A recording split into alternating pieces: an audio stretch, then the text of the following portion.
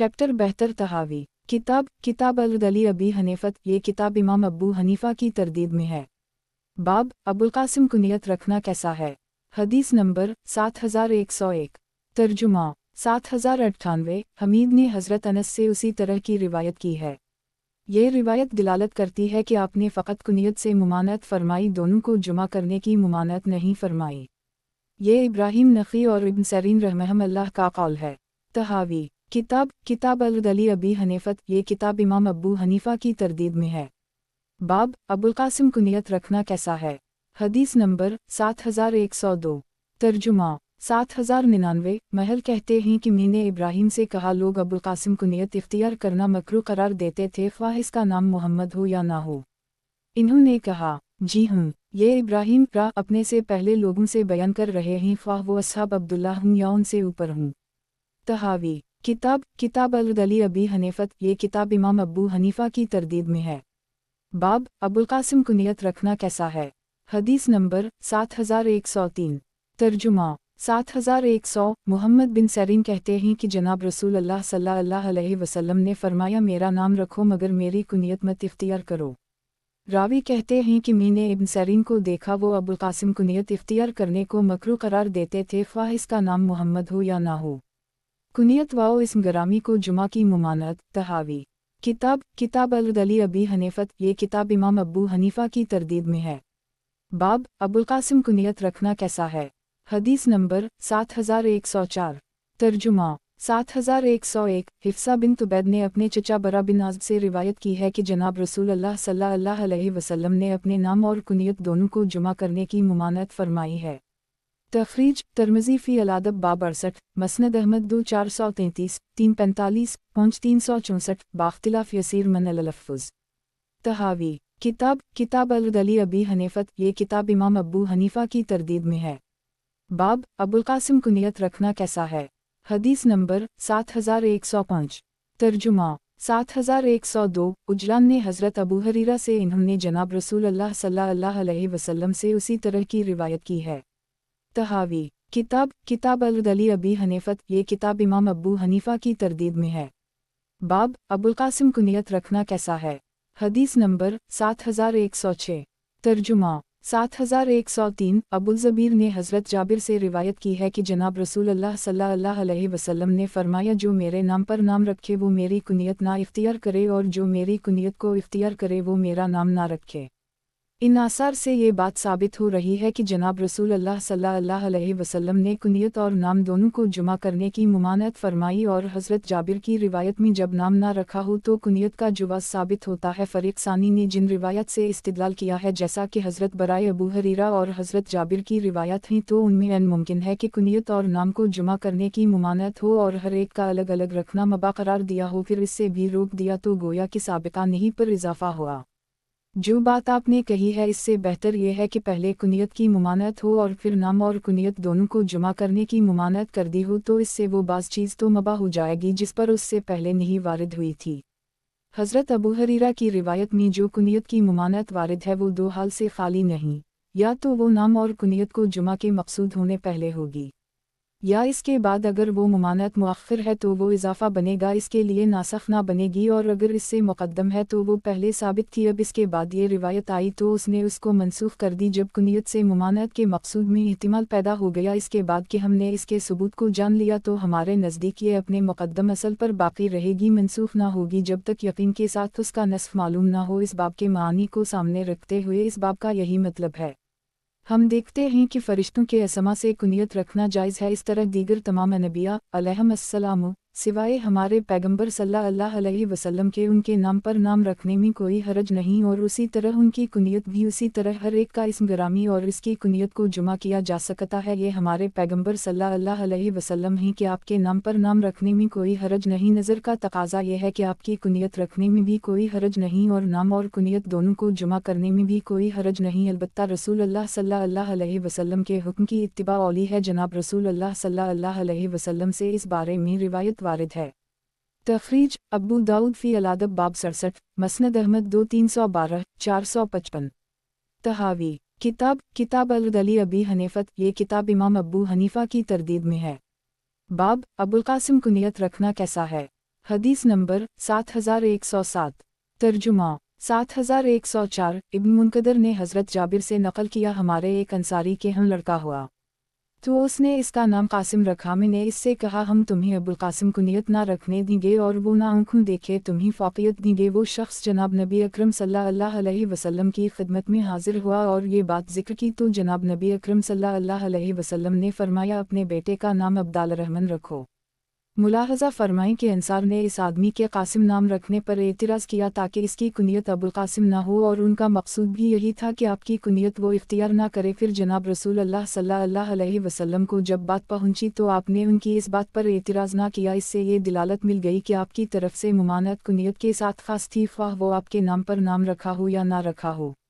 یہ روایت تو قاسم نام رکھنے کی کراہت کو ظاہر کر رہی ہے، آپ کا مدعا ثابت نہیں کرتی۔ یہ ممکن ہے کہ نام رکھنا بھی اسی طرح مکروہ ہو جیسا کہ تم نے ذکر کیا، کیونکہ جناب رسول اللہ صلی اللہ علیہ وسلم نے فرمایا کہ میں قاسم ہوں تمہارے درمیان تقسیم کرتا ہوں، اور یہ بھی ممکن ہے کہ ناپسند کرنے کی وجہ یہ ہو کہ وہ لوگ بیٹوں کے نام پر کنیت اختیار کرتے تھے اور ان میں سے اکثریت بچے کے پیدا ہونے تک کنیت کو اختیار نہ کرتے، جب وہ پیدا ہو جاتا تو پھر بیٹے کے نام کی مناسبت سے کنیت رکھتے تھے۔ اس کی دلیل یہ حمزہ بن صہیب والی روایت ہے۔ تخریج بخاری فی الادب باب 105-104، مسلم فی الادب 7۔ تحاوی کتاب العدلی ابی حنیفت، یہ کتاب امام ابو حنیفہ کی تردید میں ہے۔ باب ابوالقاسم کنیت رکھنا کیسا ہے۔ حدیث نمبر 7108 ترجمہ 7105 حمزہ بن صہیب نے اپنے والد سعید سے روایت کی ہے کہ مجھے حضرت عمر کہنے لگے، اے صہیب تو آدمی تو خوب ہے، اگر تجھ میں یہ 3 باتیں نہ ہوتی۔ میں نے کہا اے امیر المومنین وہ کیا ہیں؟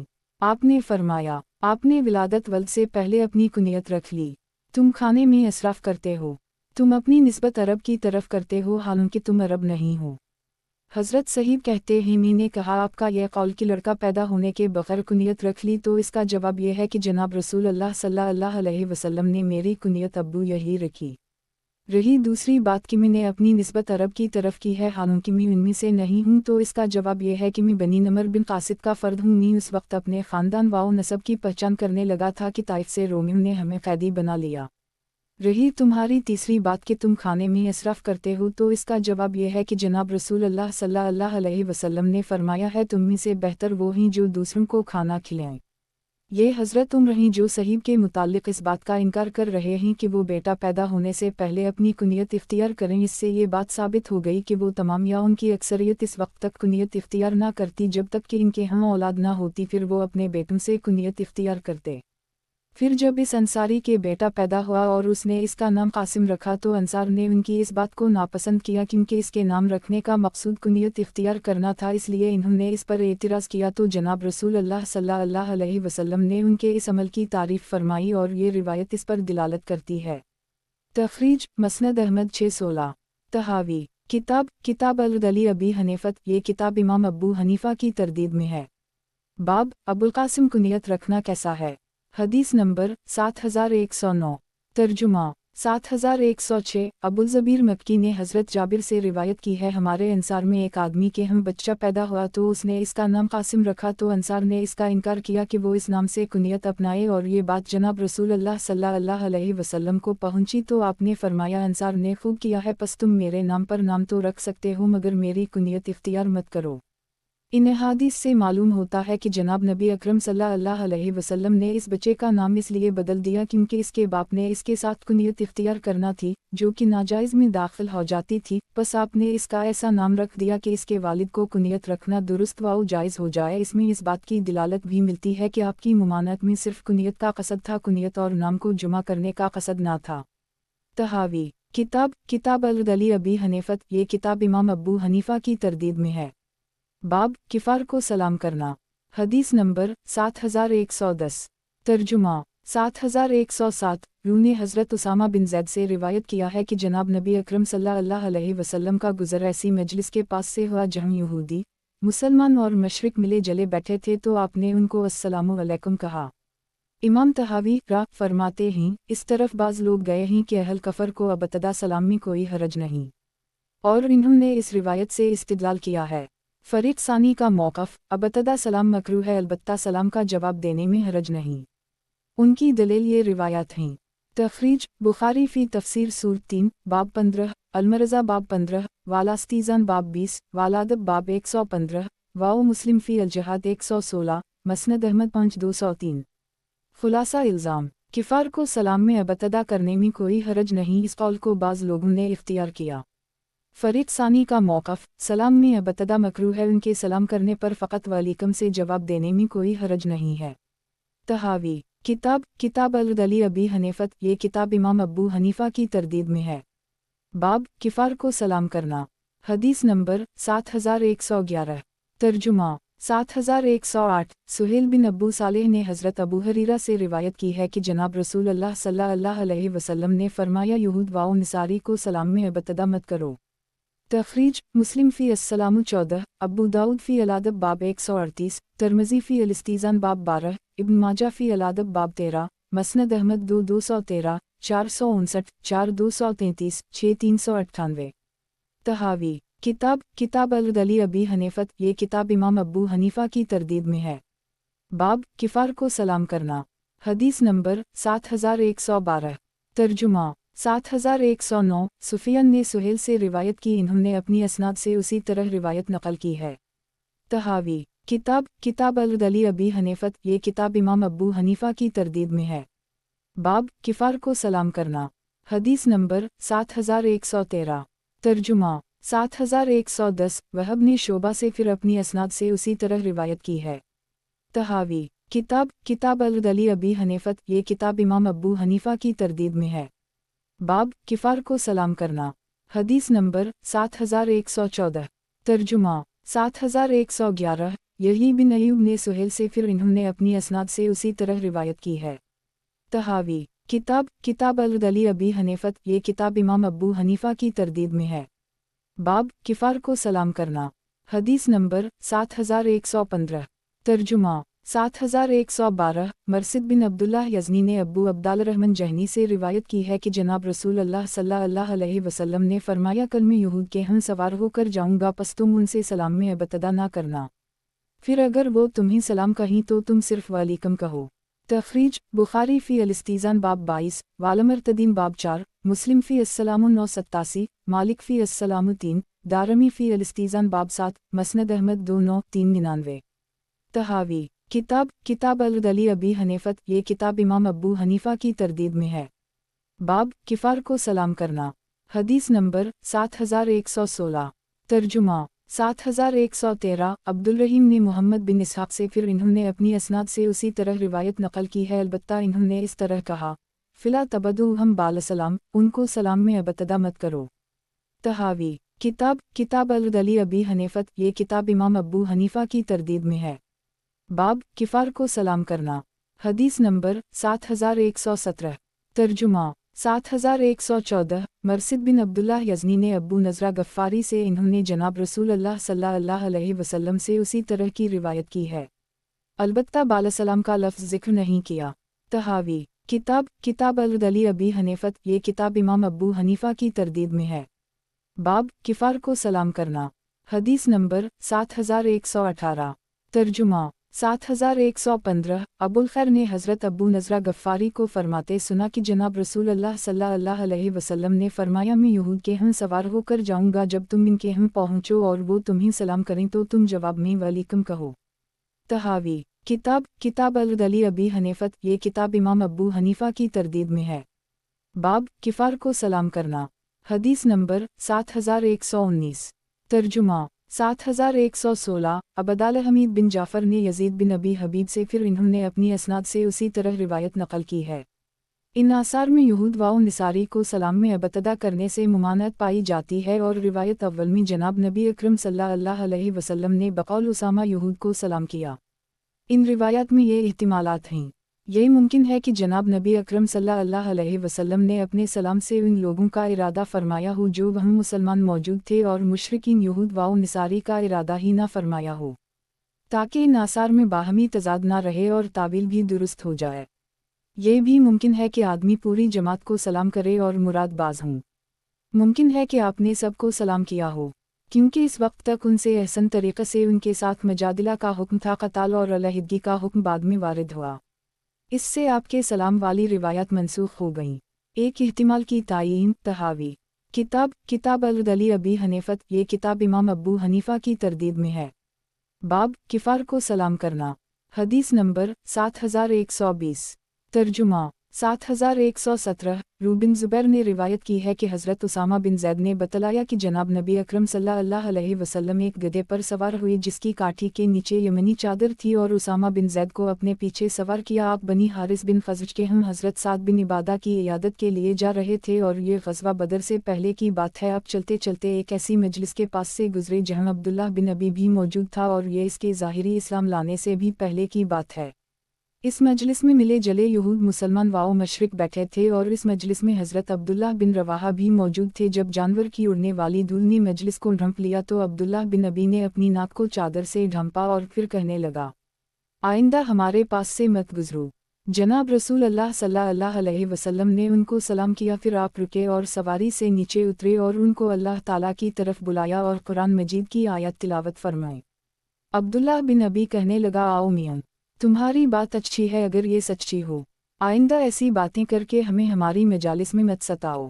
अपने घर वापस जाओ, वहाँ जो तुम्हारे यहाँ आए इसको तबलीग करो। तो इस पर अब्दुल्लाह बिन रवाहा फरमाते लगे, या रसूल अल्लाह सल्लल्लाहु अलैहि वसल्लम, आप ये बात हमारी मजालिस में तशरीफ़ ला कर करें, हम इस बात को पसंद करते हैं।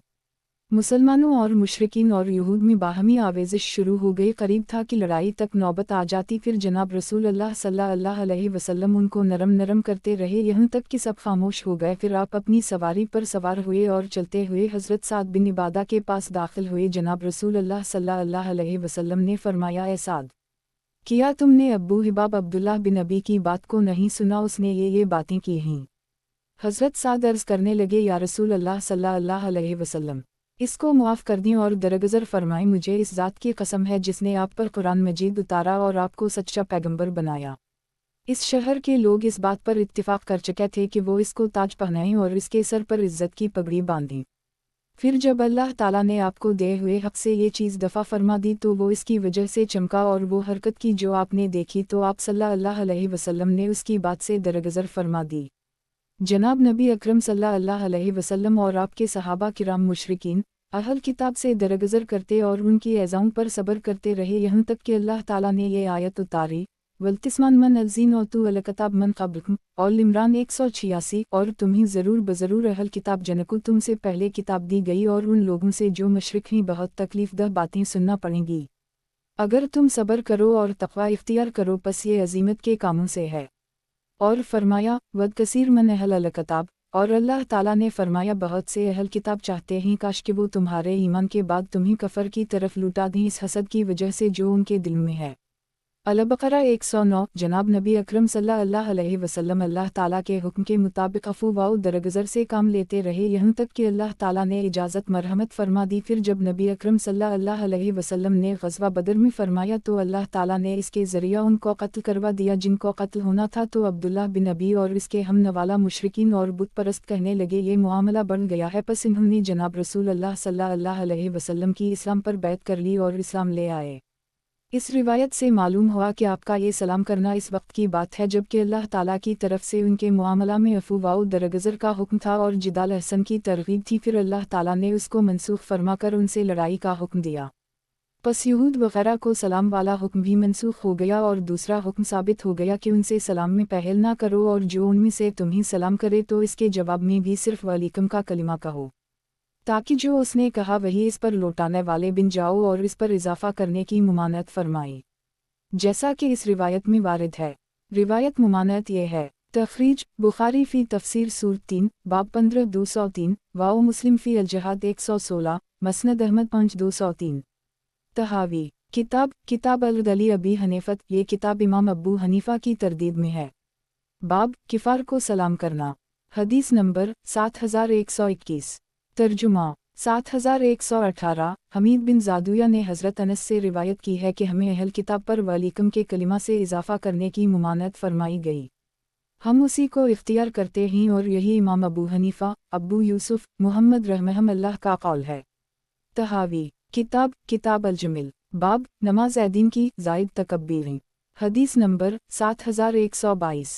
तर्जुमा 7119 इमरू बिन शोएब ने अपने वालिद इन्होंने अपने दादा से रिवायत की है कि जनाब रसूल अल्लाह सल्लल्लाहु अलैहि वसल्लम ने ए दिन में 12 तकब्बीरात कहीं 7 पहली रकत में और 5 दूसरी रकत में नमाज की 2 तकब्बीरों के अलावा। इमाम तहावी रात से मरूए है कि एक जमात कहती है कि ए दिन की नमाज में इतनी ही तकब्बीरात थीं और इन्होंने इस रिवायत से इस्तिदलाल किया है। तखरीज इब्न माजा फ़ी अल-अक़ामा बाब 156। खुलासा इल्ज़ाम नमाज ईद की तकब्बीरात में इख्तिलाफ है। एक जमात का कौल ये है कि ए दिन की नमाज में पहली रकत में 7 और दूसरी में 5 तकब्बीरात नमाज की तकब्बीरात से अलग हैं। फरीक सानी का कौल ये है कि नमाज ईद की पहली रकत में 5 तकब्बीरात और दूसरी में 4 तकब्बीरात हैं। तहावी किताब अल-जमिल बाब नमाज ए दिन की ज़ायद तकब्बीरें।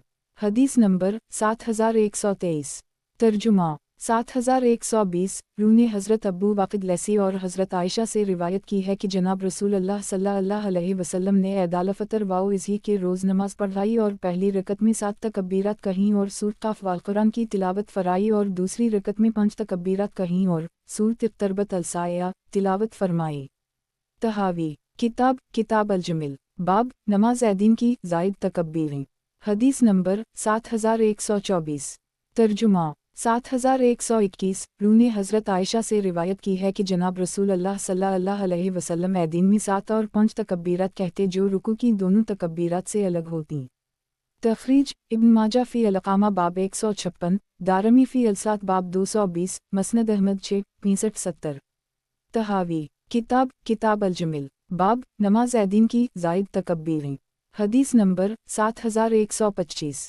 तर्जुमा 7122 असद बिन मूसा ने इब्न लहिया से फिर इन्होंने अपनी असनाद से उसी तरह रिवायत की है। तहावी किताब अल-जमिल बाब नमाज ए दिन की ज़ायद तकब्बीरें। हदीस नंबर 7126। तर्जुमा 7123 अकील ने इब्न शहाब से फिर इन्होंने अपनी असनाद से उसी तरह रिवायत की है। तहावी किताब अल-जमिल बाब नमाज ए दिन की ज़ायद तकब्बीरें। हदीस नंबर 7127। तर्जुमा 7124 रूने हज़रत आयशा इन्होंने जनाब नबी अकरम सल्लल्लाहु अलैहि वसल्लम से उसी तरह रिवायत की है। तहावी किताब अल-जमिल बाब नमाज ए दिन की ज़ायद तकब्बीरें। हदीस नंबर 7128। तर्जुमा 7125 नाफा ने हज़रत इब्न उमर से इन्होंने जनाब नबी अकरम सल्लल्लाहु अलैहि वसल्लम से रिवायत की है कि ए दिन की तकब्बीरात पहली रकत में 7 और दूसरी में 5 तकब्बीरात हैं। तहावी किताब अल-जमिल बाब नमाज ए दिन की ज़ायद तकब्बीरें। हदीस नंबर 7129। तर्जुमा 7126 हज़रत नाफा कहते हैं कि मैं हज़रत अबू हरीरा के साथ ऐदाल फ़तर वज़हा में हाजिर हुआ तो इन्होंने पहली रकत में 7 तकब्बीरें क़रात से क़ब्ल और दूसरी रकत में 5 तकब्बीरात क़रात से पहले अदा फरमाएं। तहावी किताब अल-जमिल बाब नमाज ए दिन की ज़ायद तकब्बीरें। हदीस नंबर 7130। तर्जुमा 7127 नाफा ने हज़रत अबू हरीरा से उसी तरह की रिवायत की है। फरीक अल कहता है कि उन आसार में 12 तकब्बीरात का तज़किरा है, हम यही कहते हैं और यही हमारा कौल है। फरीक सानी का मौक़िफ़ है कि ए दिन में 9 तकब्बीरात हैं, 5 पहली रकत में और 4 दूसरी रकत में और दोनों क़रातों को इकट्ठा करे। फरीक अल की दलील का जवाब यह है कि आपने जो रिवायत ज़िक्र की है उसका मदार अब्दुल्लाह बिन अब्दाल रहमान पर है और वो ख़ुद फरीक अल के हम भी ऐसा रावी नहीं कि जिसकी रिवायत से इस्तिदलाल किया जा सके। दूसरा इमरू बिन शोएब नबी अन जदामी दादा से उसका समा साबित नहीं, फिर वो इससे अपने मुखालिफ के ख़िलाफ़ किस तरह बतौर दलील लाते जबकि अगर उसी सनद की रिवायत उनके ख़िलाफ़ हज्जत में पेश हो तो क़तआ कबूल ना करें। दूसरी दलील रिवायत इब्न लहिया का जवाब यह है कि इस रिवायत में वाज़ेह तौर पर इज़्तिराब है क्योंकि वो कभी तो अक़ीलन खालिद इब्न यज़ीद इब्न शहाब रिवायत करता है और कभी खालिद बिन यज़ीद अक़ीलन इब्न शहाब रिवायत करता है और कभी अन इब्न अल-असूद अन रूअन आयशा वाओ अब्बू वाक़िद रिवायत करता है। ऊपर हम रिवायत के सारे तरक़ ज़िक्र कर आए हैं। ख़ुद इब्न लहिया जिस दर्जा का रावी है वो हम उसी किताब में बयान कर चुके। इससे ये साबित हुआ कि इज़्तिराब की वजह से रिवायत काबिल इस्तिदलाल नहीं। रिवायत इब्न उमर का जवाब यह है कि इस रिवायत का सारा दारोमदार अब्दुल्लाह बिन आमिर पर है और वो ख़ुद फ़रीक़ अल के नज़दीक निहायत ज़ईफ़ रावी है। बाकी इस रिवायत की असल ये है कि ये अब्दुल्लाह इब्न उमर पर मौक़ूफ़ है चुनचे मुलाहज़ा हो। तशरीह फ़रीक़ अल कहता है कि उन आसार में 12 तकब्बीरात का तज़किरा है, हम यही कहते हैं और यही हमारा कौल है। तहावी किताब अल-जमिल बाब नमाज ऐदीन की ज़ायद तकब्बीरें। हदीस नंबर 7131। तर्जुमा 7128। नाफा इब्न नबी नईम ने नाफा से इन्होंने इब्न उम्र से उसी तरह रिवायत की है और इसको मरफू करार नहीं दिया। रिवायत कसीर बिन अब्दुल्ला वो दरहकीकत इब्न वहब की तरफ लिखा हुआ उनका ख़त है और फ़रीक़ अल इब्न वहब की इस तरह सुनी हुई रिवायत को हजरत करार नहीं देते। जो रिवायत सिरे से सुनी ही नहीं वो कैसे हजरत हो। जब इन आसार की हैसियत मालूम हो गई तो इससे साबित हुआ कि उनमें से कोई चीज़ भी ऐदीन की तकब्बीरात की कैफियत पर दिलालत के काबिल नहीं। अब इनके अलावा रिवायत को हम देखते हैं कि आया उनमें कोई ऐसी चीज़ पाई जाती है जो इस कैफियत पर दिलालत करे। चुनचे यह कासिम अब्बू अब्दाल रहमान की रिवायत है। तहावी किताब अल-जमिल। बाब नमाज ऐदीन की ज़ायद तकब्बीरें। हदीस नंबर 7132। तर्जुमा 7129। वज़ीन बिन अता कहते हैं अब्बू अब्दाल रहमान कासिम ने बयान किया कि मुझे रसूल अल्लाह सल्लल्लाहु अलैहि वसल्लम के बाद सहाबा ने ये बात ज़िक्र की कि जनाब नबी अकरम सल्लल्लाहु अलैहि वसल्लम ने हमें नमाज जनाजा की तरह ईद के दिन नमाज ईद पढ़ाई। आपने चार चार तकब्बीरात कहीं फिर फारिग होकर हमारी तरफ मुतवज्जह हुए और फरमाया मत भूलना ये जनाजा की तकब्बीरों की तरह ही, और अपने अंगूठे को बंद करके अपनी उंगलियों से इशारा किया। ये रिवायत सनद के एतबार से हुस्न है। इसके तमाम रवात अब्दुल्लाह बिन यूसुफ, यही बिन हमज़ा, वज़ीन और कासिम सेहत रिवायत में मशहूर हैं। ये इन रिवायत की तरह नहीं जो शुरू में ज़िक्र की गई हैं। अगर सनद की सेहत के एतबार से लिया जाए तो ये रिवायत उन सारी रिवायत से बेहतर है। अलबत्ता इसमें ये मज़कूर है कि रसूल अल्लाह सल्लल्लाहु अलैहि वसल्लम ने उसकी हर रकत में चार तकब्बीरात कही और उनको बतलाया कि हर रकत में जनाजा की तकब्बीरों की तरह तकब्बीरें हैं। अलबत्ता इसमें यह एहतिमाल है कि चार तकब्बीरात तकबीर इफ्तिताह के अलावा हों। इस सूरत में ये फ़रीक़ सानी के कौल के मुवाफ़िक़ होगा जिनके लिए हमने इस्तिदलाल पेश किया है। दूसरा एहतिमाल ये भी है कि तकबीर इफ्तिताह समेत चार हों। इस सूरत में ये फ़रीक़ सानी की दलील नहीं बनेगी। चुनचे हमने एक एहतिमाल को मुतय्यन करने के लिए इस बाब के दीगर आसार पर निगाह डाली। तहावी किताब अल-जमिल। बाब नमाज ऐदीन की ज़ायद तकब्बीरें। हदीस नंबर 7133। तर्जुमा 7130। अब्दाल रहमान बिन साबित बिन सोबान ने अपने वालिद से रिवायत की कि इन्होंने मुकहुल को ये कहते सुना कि मुझे अब्बू आयशा ने बयान किया कि सईद बिन वास ने अब्बू मूसा अशअरी और हुज़ैफ़ा बिन यमान को बुलाया और उनसे सवाल किया कि जनाब रसूल अल्लाह सल्लल्लाहु अलैहि वसल्लम ऐदीन में किस तरह तकब्बीरें कहते थे। तो हज़रत अब्बू मूसा कहने लगे चार। जिस तरह की जनाजा पर तकब्बीरें कही जाती हैं हज़रत हुज़ैफ़ा ने उसकी तस्दीक़ की। फिर हज़रत अब्बू मूसा कहने लगे जब मैं अहल बसरा पर अमीर था तो उसी तरह तकब्बीरात कहा करता था। ये रिवायत सनद के एतबार से हुस्न है। इसके तमाम रवात अब्दुल्लाह बिन यूसुफ, यही बिन हमज़ा, वज़ीन और कासिम सेहत रिवायत में मशहूर हैं। ये इन रिवायत की तरह नहीं जो शुरू में ज़िक्र की गई हैं। अगर सनद की सेहत के एतबार से लिया जाए तो ये रिवायत उन सारी रिवायत से बेहतर है। अलबत्ता इसमें ये मज़कूर है कि रसूल अल्लाह सल्लल्लाहु अलैहि वसल्लम ने उसकी हर रकत में चार तकब्बीरात कही और उनको बतलाया कि हर रकत में जनाजा की तकब्बीरों की तरह तकब्बीरें हैं। अलबत्ता इसमें यह एहतिमाल है कि चार तकब्बीरात तकबीर इफ्तिताह के अलावा हों। इस सूरत में ये फ़रीक़ सानी के कौल के मुवाफ़िक़ होगा जिनके लिए हमने इस्तिदलाल पेश किया है। दूसरा एहतिमाल ये भी है कि तकबीर इफ्तिताह समेत चार हों। इस सूरत में ये फ़रीक़ सानी की दलील नहीं बनेगी। चुनचे हमने एक एहतिमाल को मुतय्यन करने के लिए इस बाब के दीगर आसार पर निगाह डाली। इस रिवायत में भी पहली रिवायत का सा मफ़हूम है और इसमें कुछ भी इजाफ़ा नहीं है। अब हम यही बिन उस्मान वाली रिवायत में गौर करते हैं। तहावी किताब अल-जमिल। बाब नमाज ऐदीन की ज़ायद तकब्बीरें। हदीस नंबर 7134। तर्जुमा 7131। मुकहुल कहते हैं कि मुझे हुज़ैफ़ा और अब्बू मूसा अशअरी के कासद ने बयान किया कि जनाब रसूल अल्लाह सल्लल्लाहु अलैहि वसल्लम तकबीर इफ्तिताह के अलावा ऐदीन में चार चार तकब्बीरें कहते थे।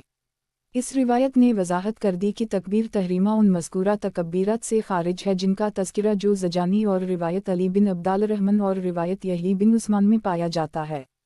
यही बात हमारे नज़दीक ऐदीन की तकब्बीरात के सिलसिले में रसूल अल्लाह सल्लल्लाहु अलैहि वसल्लम से साबित शुदा है। इसके ख़िलाफ़ कोई रिवायत भी हमारे इल्म इस तरह पाया सबूत को नहीं पहुँचती। अलबत्ता वो रिवायत जो नाफा की सनद से हज़रत अबू हरीरा और इब्न उम्र से मरूए है वो इस बात के ख़िलाफ़ है। इसमें 12 तकब्बीरात का तज़किरा है। ये रिवायत सहाबा की एक जमात से इसके ख़िलाफ़ अल्फाज से मरूए है। चुनचे हज़रत अली की रिवायत हम पेश करते हैं। तहावी किताब अल-जमिल। बाब नमाज ऐदीन की ज़ायद तकब्बीरें। हदीस नंबर 7135। तर्जुमा 1732 अब्बू इसहाक ने अली से रिवायत की है कि आप ईद उल अज़हा में 5 तकबीरें पढ़ते थे, 3 पहली रकत में और 2 दूसरी में, और दोनों काफ़रातों में भी तसलसल नहीं करते थे। उसी तरह अली ईद उल अज़हा में तकबीरें कहते और ईद अल फ़ितर में इसके खिलाफ तकबीरें कहते। तहावी किताब अल-जमिल बाब नमाज ऐदीन की ज़ायद तकबीरें। हदीस नंबर 7136। तर्जुमा 7133 अब्बू इसहाक ने हारिस से और इन्होंने हज़रत अली से रिवायत की है कि आप फ़तर के दिन 11 तकबीरें कहते, एक तकबीर से नमाज शुरू करते, फिर क़रात करते, फिर 5 तकबीरत कहते जिनमें से एक के साथ रुकू करते, फिर दूसरी रकत में खड़े होते तो क़रात करती और 5 तकबीरें कहते जिनमें से एक के साथ रुकू करते। फिर उसी तरह जिक्र किया गया जैसा कि अब्बू बकरा की ऊपर वाली रिवायत में है कि ईद उल अज़हा में 5 तकबीरें कहते और ईद अल फ़ितर में 11।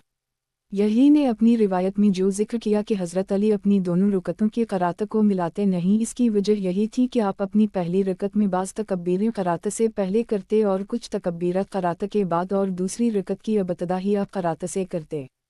हज़रत उम्र से इसके ख़िलाफ़ तरतीब मनक़ूल है। रिवायत मुलाहज़ा हो तहावी किताब अल-जमिल बाब नमाज ऐदीन की ज़ायद तकबीरें।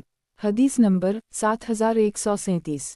तर्जुमा 7134 आमिर ने रिवायत की है हज़रत उम्र और अब्दुल्ला इब्न मसूद दोनों की राय ऐदीन की तकबीरत के मुताल्लिक़ 9 तकबीरत पर मुत्तफ़िक़ थी, जिनमें से 5 तकबीरत पहली रकत में और 4 दूसरी रकत में होती थी और दोनों क़रातुन को मिलाते थे। हज़रत अब्दुल्ला इब्न अब्बास से भी इसके ख़िलाफ़ रिवायत मरवी है। मुलाहज़ा हो तहावी किताब अल-जमिल बाब नमाज ऐदीन की ज़ायद तकबीरें। हदीस नंबर 7138। तर्जुमा 7135 अब्दुल्ला इब्न हारिस बयान करते हैं कि मैंने ईद की नमाज हज़रत इब्न अब्बास के पीछे पढ़ी। इन्होंने 4 तकबीरत कहीं, फिर क़रात की और तकबीर कही, फिर सर उठाया, फिर दूसरी के लिए उठे और क़रात की, फिर 3 तकबीरें कहीं, फिर तकबीर कहकर अपना सर रुकू से उठाया। तहावी किताब अल-जमिल बाब नमाज ऐदीन की ज़ायद तकबीरें। हदीस नंबर 7139।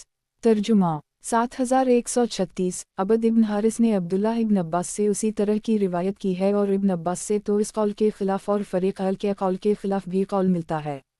मुलाहज़ा हो तहावी किताब अल-जमिल बाब नमाज ऐदीन की ज़ायद तकबीरें।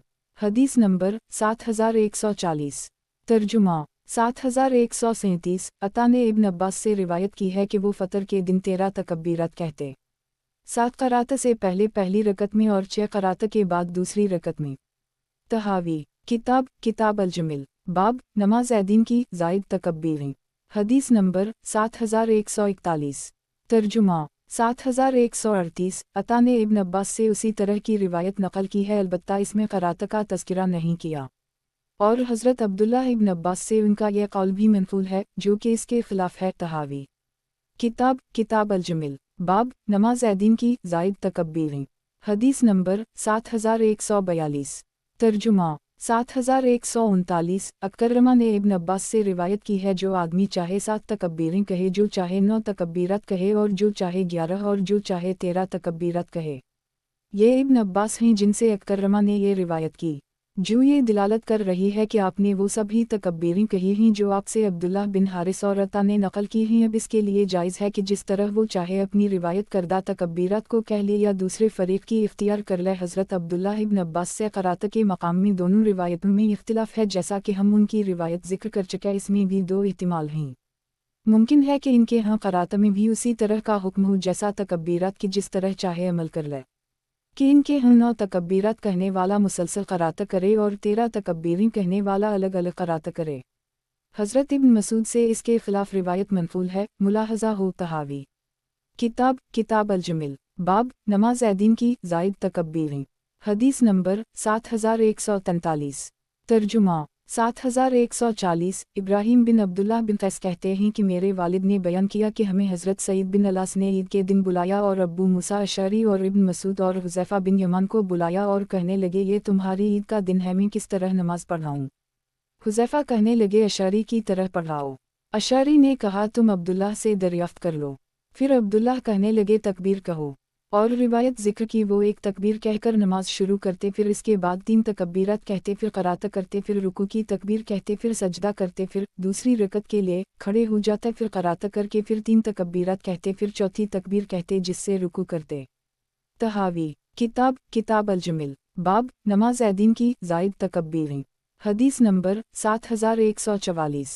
तर्जुमा 7141। अब्दुल्लाह बिन अबू मूसा ने हज़रत अब्दुल्लाह से तकबीर ईद के मुताल्लिक़ उसी तरह की रिवायत की है। तहावी किताब अल-जमिल। बाब नमाज ऐदीन की ज़ायद तकब्बीरें। हदीस नंबर 7145। तर्जुमा 7142। अलक़मा बिन कैस कहते हैं कि वलीद बिन उक़बा बिन अबी मुबित निकल कर हज़रत इब्न मसूद हुज़ैफ़ा अशअरी के यहाँ गए, फिर कहने लगे कल ईद है, तकब्बीरात की क्या कैफ़ियत होगी? तो इब्न मसूद कहने लग, फिर इन्होंने उसी तरह की रिवायत नक़ल की है, और इस रिवायत में यह इजाफ़ा भी है कि अशअरी और हुज़ैफ़ा कहने लगे कि अबू अब्दुर्रहमान ने सच कहा है। ये हुज़ैफ़ा अबू मूसा अशअरी ही जो अब्दुल्लाह बिन मसूद के साथ तकबीर और नमाज ईद की कैफ़ियत में इत्तिफ़ाक़ कर रहे हैं। अब्दुल्लाह बिन ज़ुबैर की रिवायत इसके ख़िलाफ़ है। मुलाहज़ा हो तहावी किताब अल-जमिल। बाब नमाज ऐदीन की ज़ायद तकब्बीरें। हदीस नंबर 7146। तर्जुमा 7143। यूसुफ बिन माद कहते हैं कि इब्न अल-ज़बीर 4 तकब्बीरात कहा करते थे जो दोनों रकूओं की तकब्बीरात से अलग होती, इनसे ये बात ज़ईम ने सुनी। इस रिवायत में 2 एहतिमाल हैं। पहली रकत की 4 तकब्बीरात सिवाय तकबीर तहरीमा के माने तो इस सूरत में ये रिवायत इब्न मसूद, हुज़ैफ़ा, अबू मूसा की रिवायत से मुवाफ़िक़ हो जाएगी। और अगर तकबीर तहरीमा को उनमें दाखिल माने तो फिर ये इनके मज़हब के मुखालिफ ठहरेगी। हमारे लिए बेहतर ये है कि इसको मुवाफ़क़त वाले कौल पर महमूल करें, ना कि अदम मुवाफ़क़त वाले पर। हज़रत अनस से भी इसके ख़िलाफ़ रिवायत वारिद है। तहावी किताब अल-जमिल। बाब नमाज ऐदीन की ज़ायद तकब्बीरें। हदीस नंबर 7147। तर्जुमा 7144। मुहम्मद बिन सरीन ने हज़रत अनस से रिवायत की है कि इन्होंने फरमाया 9 तकब्बीरात हैं, 5 पहली रकत में और 4 पिछली रकत में नमाज की तकबीर समेत। तहावी किताब अल-जमिल। बाब नमाज ऐदीन की ज़ायद तकब्बीरें। हदीस नंबर 7148। तर्जुमा 7145। उबैदुल्लाह बिन अबी बकर बिन अनस ने अपने दादा हज़रत अनस से रिवायत की है कि जब वो अपने मकान पर मकाम तफ में होते तो शहर ईद के लिए ना जाते, बल्कि अपने ग़ुलामों और बेटों पोतों को जुमा करते, फिर अपने ग़ुलाम अब्दुल्लाह बिन अबी अतबा को हुक्म फरमाते कि वो उनको शहर वालों जैसी नमाज ईद पढ़ाए। फिर उसी तरह की रिवायत की जैसी हम अब्दुल्लाह बिन हारिस की सनद से इब्न अब्बास से नकल कर आए हैं। उसी बाब में हज़रत जाबिर से इसके ख़िलाफ़ रिवायत वारिद है। तहावी किताब अल-जमिल। बाब नमाज ऐदीन की ज़ायद तकब्बीरें। हदीस नंबर 7149। तर्जुमा 7146। क़तादा ने हज़रत जाबिर से और उसी तरह मुसर्रुक़ और सईद बिन मुसय्यब रहमहुल्लाह के मुताल्लिक़ नक़ल किया कि वो सब नमाज की तकबीर इफ्तिताह समेत ईद में 10 तकब्बीरत कहते, और क़तादा इस कौल को इख्तियार करने वाले थे। इनके अलावा दीगर असहाब रसूल अल्लाह सल्लल्लाहु अलैहि वसल्लम ने इसके ख़िलाफ़ नक़ल किया है। तहावी किताब अल-जमिल। बाब नमाज ऐदीन की ज़ायद तकब्बीरें। हदीस नंबर 7150। तर्जुमा 7147। मुकहुल कहते हैं कि मुझे उस शख्स ने बतलाया जिसको हज़रत सईद बिन अलास ने असहाब रसूल अल्लाह सल्लल्लाहु अलैहि वसल्लम की तरफ भेजा था। उनमें से 4 असहाब रसूल अल्लाह सल्लल्लाहु अलैहि वसल्लम ने 8 तकब्बीरात पर इत्तिफ़ाक़ किया। इससे मुराद वही रिवायत है जो 7142 पर जिक्र की गई है, और इन 4 में अबू मूसा और हुज़ैफ़ा भी हैं। इन दोनों ने इब्न मसूद के फ़तवे की तस्दीक़ की जो इन्होंने वलीद बिन उक़बा को दिया था कि इफ्तिताह नमाज की तकबीर उन 8 से अलग है। पस इससे ये साबित हो गया कि इस रिवायत में जिन तकब्बीरात का तज़किरा है, और उसी तरह जो ज़जानी की रिवायत में जिन तकब्बीरात का तज़किरा है, वो तकब्बीरात इफ्तिताह के अलावा हैं। ये वो रिवायात हैं जो असहाब रसूल अल्लाह सल्लल्लाहु अलैहि वसल्लम से तकब्बीरात के सिलसिला में मरवी हैं। ताबईन से मुख्तलिफ रिवायात मरवी हैं। रिवायत ताबईन से मुख्तलिफ रिवायात मरवी हैं। तहावी किताब अल-जमिल। बाब नमाज ऐदीन की ज़ायद तकब्बीरें। हदीस नंबर 7151। तर्जुमा 7148। खसीफ रिवायत करते हैं कि हज़रत उमर बिन अब्दुल अज़ीज़ 7 और 5 तकब्बीरात कहते। फ़रीक़ अल का दावा है कि ये हज़रत उमर बिन अब्दुल अज़ीज़ हैं। इनका कौल व अमल हमारी मुवाफ़क़त कर रहा है।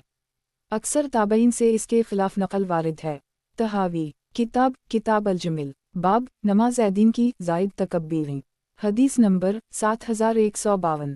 तर्जुमा 7149। इब्राहीम नक़ल करते हैं कि हज़रत मुसर्रुक़ ऐदीन में 9 तकब्बीरात कहते।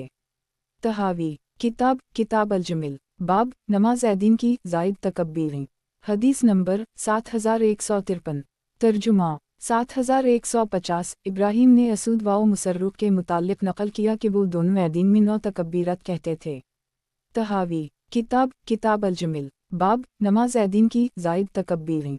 हदीस नंबर 7154। तर्जुमा 7151 अशत ने हज़रत हुस्न रा के मुताल्लिक नकल किया कि ऐदीन में 9 तकबीरात हैं, 5 पहली रकत में और 4 पिछली रकत में। इसमें तकबीर नमाज रुकू व इफ्तिताह की भी शामिल होती। तहावी किताब अल-जमिल बाब नमाज ऐदीन की ज़ायद तकबीरें। हदीस नंबर 7155।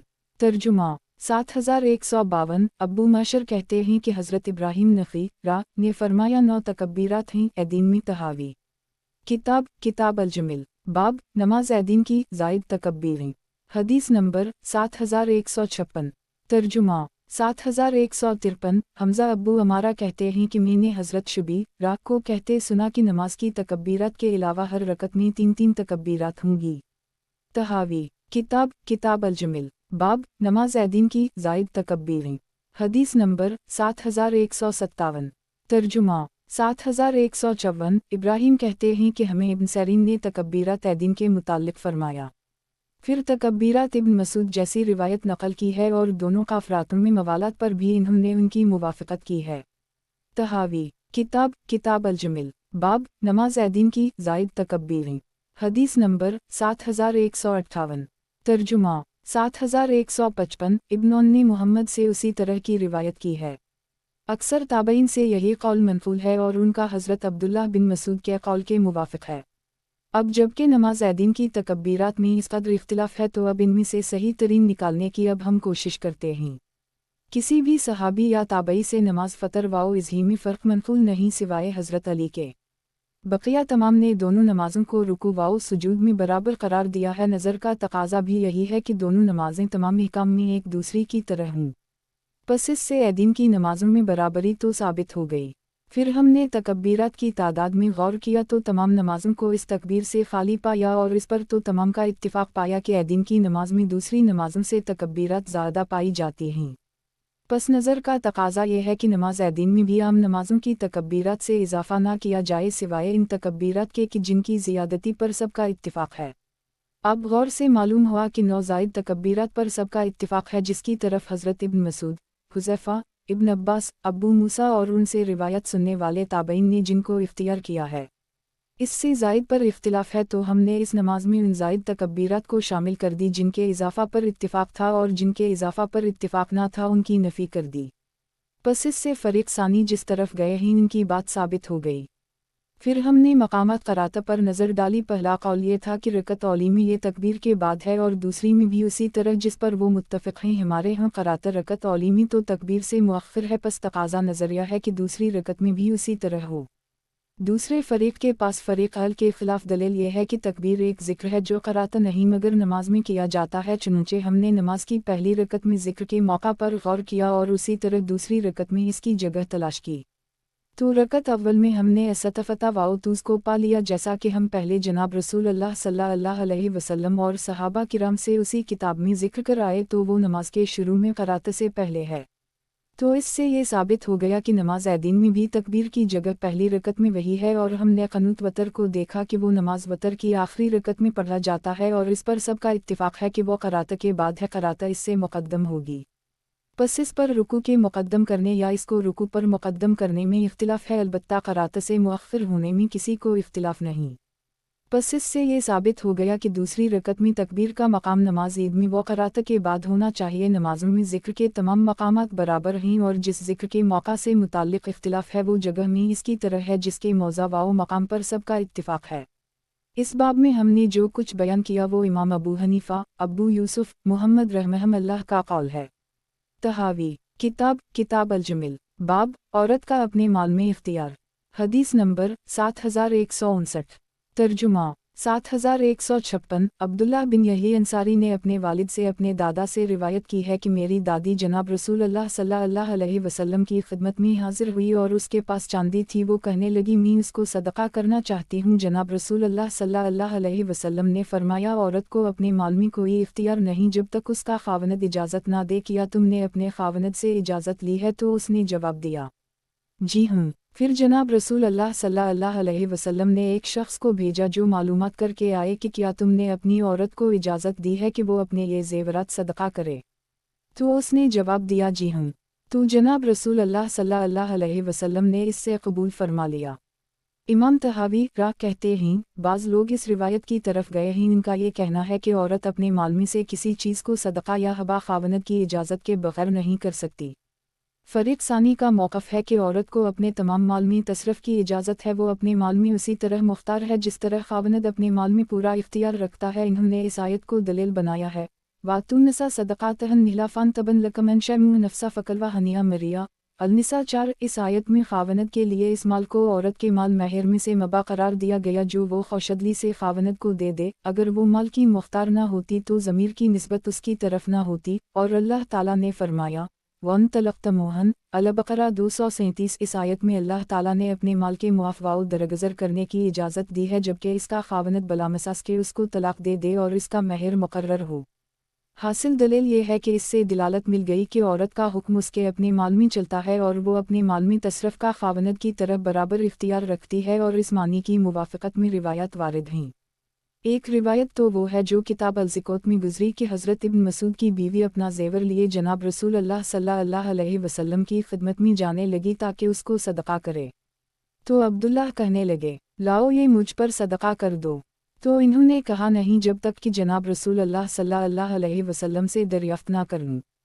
تو اس نے جناب رسول اللہ صلی اللہ علیہ وسلم سے اس سلسلہ میں اجازت طلب کی تو آپ نے فرمایا ان پر خرچ کرو اور ان یتیموں پر جو تمہاری پرورش میں ہیں وہ اس صدقہ کے خرچ کا مقام ہیں۔ تو جناب رسول اللہ صلی اللہ علیہ وسلم نے اس کے لیے زیور کے صدقہ کو خاوند کے حق میں مباح کر دی اور اسی طرح یتامی پر، اور اس میں ان کے خاوند کی اجازت کا حکم نہیں فرمایا۔ اس روایت میں یہ بات بھی موجود ہے کہ آپ صلی اللہ علیہ وسلم نے عورتوں کو وضع فرمایا اور اس میں فرمایا تم صدقہ کرو۔ اس روایت میں خاوندوں کی اجازت کا کہیں تذکرہ موجود نہیں۔ اس سے یہ بات ثابت ہو گئی کہ عورتیں اپنے اموال میں اپنے خاوندوں کے حکم کے بغیر جو چاہیں صدقہ کر سکتی ہیں۔ خلاصہ الزام، عورت اپنے مال میں سے کوئی چیز ہبہ یا صدقہ خاوند کی اجازت کے بغیر نہیں کر سکتی۔ فریق ثانی کا قول یہ ہے کہ عورت کو اپنے مال میں مکمل تصرف کا حق حاصل ہے۔ اس قول کو ائمہ احناف رحمہم اللہ نے اختیار کیا ہے۔ طحاوی کتاب الجمل باب عورت کا اپنے مال میں اختیار۔ حدیث نمبر 7160۔ ترجمہ 7157۔ عطا نے حضرت ابن عباس سے روایت بیان کرتے ہوئے کہا کہ میں جناب رسول اللہ صلی اللہ علیہ وسلم کے بارے میں گواہی دیتا ہوں کہ آپ عید الفطر کے دن نکلے اور نماز ادا فرما کر پھر خطبہ دیا، پھر عورتوں کے مجمع کے پاس آئے اور ان کو صدقہ کا حکم فرمایا۔ طحاوی کتاب الجمل باب عورت کا اپنے مال میں اختیار۔ حدیث نمبر 7161۔ ترجمہ 7158۔ عبداللہ الرحمن بن عباس سے روایت ہے کہ میں نے ابن عباس کو کہا کیا تم جناب رسول اللہ صلی اللہ علیہ وسلم کے ساتھ عید میں موجود تھے؟ تو انہوں نے کہا ہوں۔ اگر قرب کا وہ مرتبہ جو مجھے حاصل تھا وہ نہ ہوتا تو میں نو عمری کی وجہ سے عید میں حاضر نہ ہوتا۔ جناب رسول اللہ صلی اللہ علیہ وسلم عید کے روز نکلے اور نماز عید ادا فرما کر پھر خطبہ ارشاد فرمایا، پھر عورتوں کے مجمع کے پاس تشریف لائے جبکہ بلال آپ کے ساتھ تھے، پھر ان کو وضعاؤں انہوں نصیحت فرمائی، پھر تو عورتیں اپنے ہاتھ اپنی گردنوں کی طرف لے جانے لگیں اور بعض عورتیں اپنے ہاتھوں کو کانوں تک لے جاتی تھیں اور زیور اتار کر حضرت بلال کے سپرد کرتی جاتیں اور بلال اسے اپنے کپڑے میں ڈالتے جاتے تھے، پھر وہ جناب رسول اللہ صلی اللہ علیہ وسلم کے ساتھ اس جمع شدہ مال کو لے کر لوٹے۔ طحاوی کتاب الجمل باب عورت کا اپنے مال میں اختیار۔ حدیث نمبر 7162۔ ترجمہ 7159۔ طاؤس نے ابن عباس سے روایت کی ہے کہ میں جناب رسول اللہ صلی اللہ علیہ وسلم کے ساتھ عید میں موجود تھا اور اسی طرح میں ابو بکر و عمرو عثمان کے ساتھ عید میں حاضر ہوا، تمام کے تمام خطبہ سے پہلے نماز ادا فرماتے پھر بعد میں خطبہ دیتے۔ جناب نبی اکرم صلی اللہ علیہ وسلم اترے، گویا اب بھی وہ منظر میرے سامنے ہے کہ آپ آدمیوں کو اپنے ہاتھ سے بٹھا رہے ہیں، پھر آپ ان کو چیرتے ہوئے عورتوں کے مجمع میں تشریف لائے۔ اس وقت بلال آپ کے ساتھ تھے اور آپ نے ارشاد فرمایا، یا ایھا النبی اذا جاءک فالمؤمنات الممتحنہ 12 تا آخر آیت۔ پھر فراغت کے بعد فرمایا، تم اس پر قائم رہو گی؟ تو ایک عورت کہنے لگی اور اس کے سوا اور کسی نے جواب نہ دیا، جی ہوں یا رسول اللہ صلی اللہ علیہ وسلم۔ آپ نے فرمایا، پھر تم صدقہ کرو۔ تو حضرت بلال نے اپنا کپڑا پھیلا دیا، پھر آپ نے ان کو فرمایا اس میں ڈالتی جاؤ، تو وہ بلال کے کپڑے میں انگوٹھیوں اور چھلے ڈالنے لگیں۔ تخریج بخاری فی الدین باب 19، تفسیر سورۃ 60 باب 3، مسلم فی الدین روایت 1۔ تحاوی کتاب الجمل، باب عورت کا اپنے مال میں اختیار، حدیث نمبر 7163۔ ترجمہ 7160۔ عطا نے حضرت جابر بن عبداللہ سے روایت کی ہے کہ میں نے ان کو کہتے سنا کہ جناب رسول اللہ صلی اللہ علیہ وسلم عید الفطر کے روز کھڑے ہوئے اور خطبہ سے پہلے نماز ادا فرمائی، پھر لوگوں کو خطبہ دیا، پھر جب جناب رسول اللہ صلی اللہ علیہ وسلم فارغ ہوئے تو آپ اٹھے اور عورتوں کے مجمع میں تشریف لائے اور ان کو وضع و نصیحت کی۔ اس وقت آپ بلال سے سہارا لگانے والے تھے، بلال اپنا کپڑا پھیلانے والے تھے، تو عورتوں نے اپنے صدقات اس میں ڈالنے شروع کیے۔ تحاوی کتاب الجمل، باب عورت کا اپنے مال میں اختیار، حدیث نمبر 7164۔ ترجمہ 7161۔ زید بن رفع نے حرام بن حکیم بن حزام سے روایت کی ہے کہ جناب نبی اکرم صلی اللہ علیہ وسلم نے ایک دن خطبہ ارشاد فرمایا اور عورتوں کو اللہ تعالیٰ کے تقوی کا حکم فرمایا اور اپنے خاوندوں کی اطاعت کا فرمایا، اور یہ بھی فرمایا کہ وہ صدقہ کریں۔ یہ جناب رسول اللہ صلی اللہ علیہ وسلم ہی کہ آپ نے عورتوں کو صدقات کا حکم فرمایا اور ان کی طرف سے ان صدقات کو قبول فرمایا، اور اس سلسلہ میں ان کے خاوندوں کی رائے کا انتظار نہیں فرمایا۔ اس سلسلہ میں جناب رسول اللہ صلی اللہ علیہ وسلم سے مروی روایات۔ اس سلسلہ میں جناب رسول اللہ صلی اللہ علیہ وسلم سے روایات وارد ہیں، جن میں سے چند یہ ہیں۔ تحاوی کتاب الجمل، باب عورت کا اپنے مال میں اختیار، حدیث نمبر 7165۔ ترجمہ 7162۔ قریب مولی ابن عباس سے روایت ہے کہ میں نے حضرت ام المؤمنین میمونہ کو فرماتے سنا، میں نے جناب رسول اللہ صلی اللہ علیہ وسلم کے زمانہ میں ایک 9 عمر لونڈی آزاد کی، پھر میں نے جناب رسول اللہ صلی اللہ علیہ وسلم کی خدمت میں اس کا تذکرہ کیا تو آپ نے فرمایا اگر وہ لونڈی تم اپنی دیہاتی بہن کو دے دیتی تو اس کا اجر زیادہ ملتا۔ تخریج بخاری فی الباب باب 1516، مسلم فی الزکوۃ 44۔ تحاوی کتاب الجمل، باب عورت کا اپنے مال میں اختیار، حدیث نمبر 7166۔ ترجمہ 7163۔ عبید اللہ بن عبداللہ نے حضرت میمونہ سے اسی طرح روایت کی ہے، اگر عورت کو اپنے مال میں خاوند کی اجازت کے بغیر تصرف کا اختیار نہ ہو تو جناب رسول اللہ صلی اللہ علیہ وسلم آزاد کردہ لونڈی کو واپس کراتے اور افضل ترین آزادی کی طرف لوٹاتے۔ اب کیونکر کسی کے لیے درست ہے کہ وہ کتاب اللہ کی ان 2 آیات اور رسول اللہ صلی اللہ علیہ وسلم سے صحیح ثابت شدہ سنن کو ترک کر کے ایک ایسی روایت کو اختیار کرے جو کہ شاذ و غیر ثابت ہے، پھر نظر کا تقاضا بھی یہی ہے۔ اس بارے میں کسی کو اختلاف نہیں کہ عورت اپنے مال کے ثلث میں وصیت کر سکتی ہے، اور یہ وصیت تیسرا حصہ مال سے جائز ہے، نافذ ہے، جیسا کہ مردوں کے سلسلہ میں حکم اسی طرح ہے۔ اس میں نہ تو مرد کو روکنے کا حق ہے اور نہ اس کے حکم کی ضرورت ہے۔ قرآن مجید نے یہی بات ارشاد فرمائی ہے، وَلَکُم نِّصْفُ مَا تَرَکَ أَزْوَاجُکُم، الآیت آیت 12۔ اور اے خاوندو، تمہیں اپنی بیویوں کے ترکہ سے نصف ملے گا اگر ان کے ہم اولاد نہ ہو، اگر اولاد ہو تو تمہیں اس مال میں سے چوتھائی ملے گا جو وہ چھوڑ جائیں، اور یہ تقسیم ترکہ اس وصیت کے بعد نافذ ہوگا جو وہ وصیت کر جائیں یا قرض کے بعد۔ پس جب عورت کو اپنے ثلث مال کی وصیت جائز ہے اور وفات کے بعد وہ نافذ ہوگی تو زندگی کے دوران وہ اپنے مال میں اس سے زیادہ جائز حق رکھتی ہے، ہم اسی کو اختیار کرتے ہیں، اور یہ امام ابو حنیفہ، ابو یوسف، محمد رحمہم اللہ کا قول ہے۔ تحاوی کتاب الجمل، باب پہلی رکعت کے دوسرے سجدہ کے بعد کا عمل، حدیث نمبر 7167۔ ترجمہ 7164۔ ابو قلابہ کہتے ہیں کہ حضرت مالک بن حویرث اپنے دوستوں کو کہنے لگے کہ امی تم کو نہ دکھلاؤں کہ جناب رسول اللہ صلی اللہ علیہ وسلم کس طرح نماز ادا فرماتے تھے، اور یہ نماز کے علاوہ اوقات کی بات ہے۔ پس آپ کھڑے ہوتے اور صحیح طور پر کھڑے ہوتے، پھر رکوع کرتے تو وہ بھی پورے اطمینان سے کرتے، پھر اپنا سر اٹھاتے اور بالکل سیدھے کھڑے ہو جاتے، پھر سجدہ کرتے، پھر اپنا سر سجدہ سے اٹھاتے اور اطمینان سے بیٹھ جاتے، پھر ذرا سا رک کر دوسرا سجدہ کرتے۔ ابو قلابہ کہتے ہیں انہوں نے ہمارے شیخ حضرت عمرو بن سلمہ جیسی نماز ادا کی۔ پھر ابو قلابہ کہنے لگے میں نے عمرو بن سلمہ کو ایک چیز کرتے دیکھا اور میں نے تمہیں اس کو کرتے نہیں دیکھا کہ وہ جب سجدہ اولی سے سر اٹھاتے اور تیسرے سجدہ رکعت سے سر اٹھاتے جن میں قاعدہ نہیں بیٹھا جاتا تو سیدھے بیٹھتے پھر کھڑے ہوتے۔ خلاصہ الزام، دوسرے سجدہ کے بعد سیدھا اٹھنے سے پہلے جلسہ استراحت ہے یا نہیں؟ ایک جماعت کا قول یہ ہے کہ جلسہ استراحت ہر دوسرے سجدہ کے بعد ہے جن کے بعد قیام ہے۔ फरीक सानी का मौक़िफ़ ये है दूसरी या तीसरी रकत के सजदा करने के बाद पंजों की क़ुव्वत से उठे जलसा असतराहत ना करे। आइमा अहनाफ ने उसे कौल को इख्तियार किया है। तहावी किताब अल-जमिल बाब पहली रकत के दूसरे सजदा के बाद का अमल। हदीस नंबर 7168। तर्जुमा 7165। अब्बू क़ुलाबा कहते हैं कि हमें हज़रत मालिक बिन हवीरिस ने बतलाया कि मैंने जनाब नबी अकरम सल्लल्लाहु अलैहि वसल्लम को देखा कि जब अपनी नमाज की तीसरी रकत में होते तो सजदा के बाद सीधे बैठ जाते, फिर चौथी रकत के लिए उठते। इमाम तहावी फरमाते हैं, बाज़ लोग इस तरफ गए हैं कि जब आदमी पहली रकत के दूसरे सजदा से सर उठाए और उसी तरह तीसरी रकत के सजदा सानिया से जब सर उठाए तो अच्छी तरह बैठ जाए, फिर इसके बाद उठे, यानी जलसा असतराहत करे। इन्होंने इस रिवायत से इस्तिदलाल किया है। फरीक सानी का मौक़िफ़ है कि दूसरे सजदा से या तीसरी रकत के दूसरे सजदा से ज़ुहूर क़दमीन पर उठे जलसा असतराहत ना करे।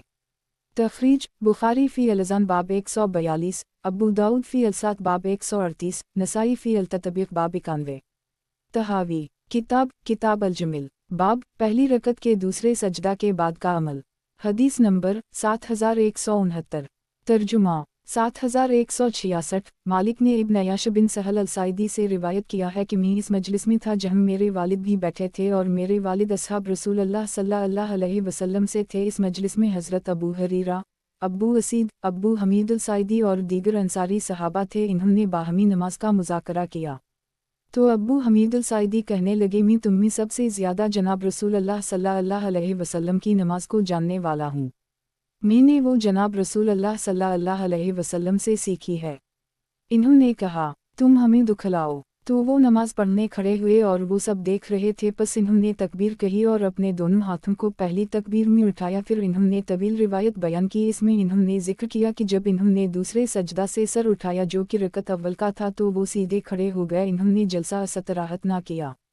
जब ये रिवायत उसी तरह वारिद है और गुज़श्ता रिवायत के ख़िलाफ़ है तो अब इस रिवायत में एक एहतिमाल ये है कि जनाब रसूलुल्लाह सल्लल्लाहु अलैहि वसल्लम ने जो कुछ किया जो कि पहली रिवायत में मज़कूर है वो किसी सबब की वजह से किया था, उसी तकलीफ़ की वजह से वो बैठे, इस वजह से नहीं कि वो नमाज की सुन्नत है जैसा कि इब्न उम्र चौकड़ी मार कर बैठते। जब उनसे इस सिलसिले में दरियाफ़्त किया गया तो इन्होंने फरमाया, मेरी टांगें मेरे जिस्म का बोझ सहार नहीं सकती। बस उसी तरह इस रिवायत में यह एहतिमाल है कि जनाब नबी अकरम सल्लल्लाहु अलैहि वसल्लम का ये बैठने वाला अमल किसी तकलीफ़ की वजह से हो जो आपको पेश आई। ये तावील इस वजह से कही ताकि दूसरी रिवायत से उसका तज़ाद ख़त्म हो जाए। बस मुतज़ाद मानी पर महमूल करने की बजाय ऐसे मानी पर महमूल करना औली है। हज़रत अब्बू हमीद की रिवायत में भी अब्बू हमीद की हकायत है, इन्होंने सहाबा किराम के मजमा के सामने आपका ये अमल नक़ल किया तो इनमें से किसी ने भी इनकार नहीं किया, तो ये इस बात पर दिलालत है कि उनका मौक़िफ़ उनके नक़ल करदा अमल के मुखालिफ नहीं है। रिवायत मालिक में जो अयूब से मनक़ूल है, ये कहा गया कि हज़रत इमरू बिन सलमा ने यह अमल किया है, इन्होंने दूसरों को ये अमल करते नहीं देखा। मन जुमला ताबईन में से एक जमात ने देखा। पस ये अब्बू क़ुलाबा अन मालिक बिन हवीरिस की रिवायत के सुन्नत बनने के ख़िलाफ़ हजरत है।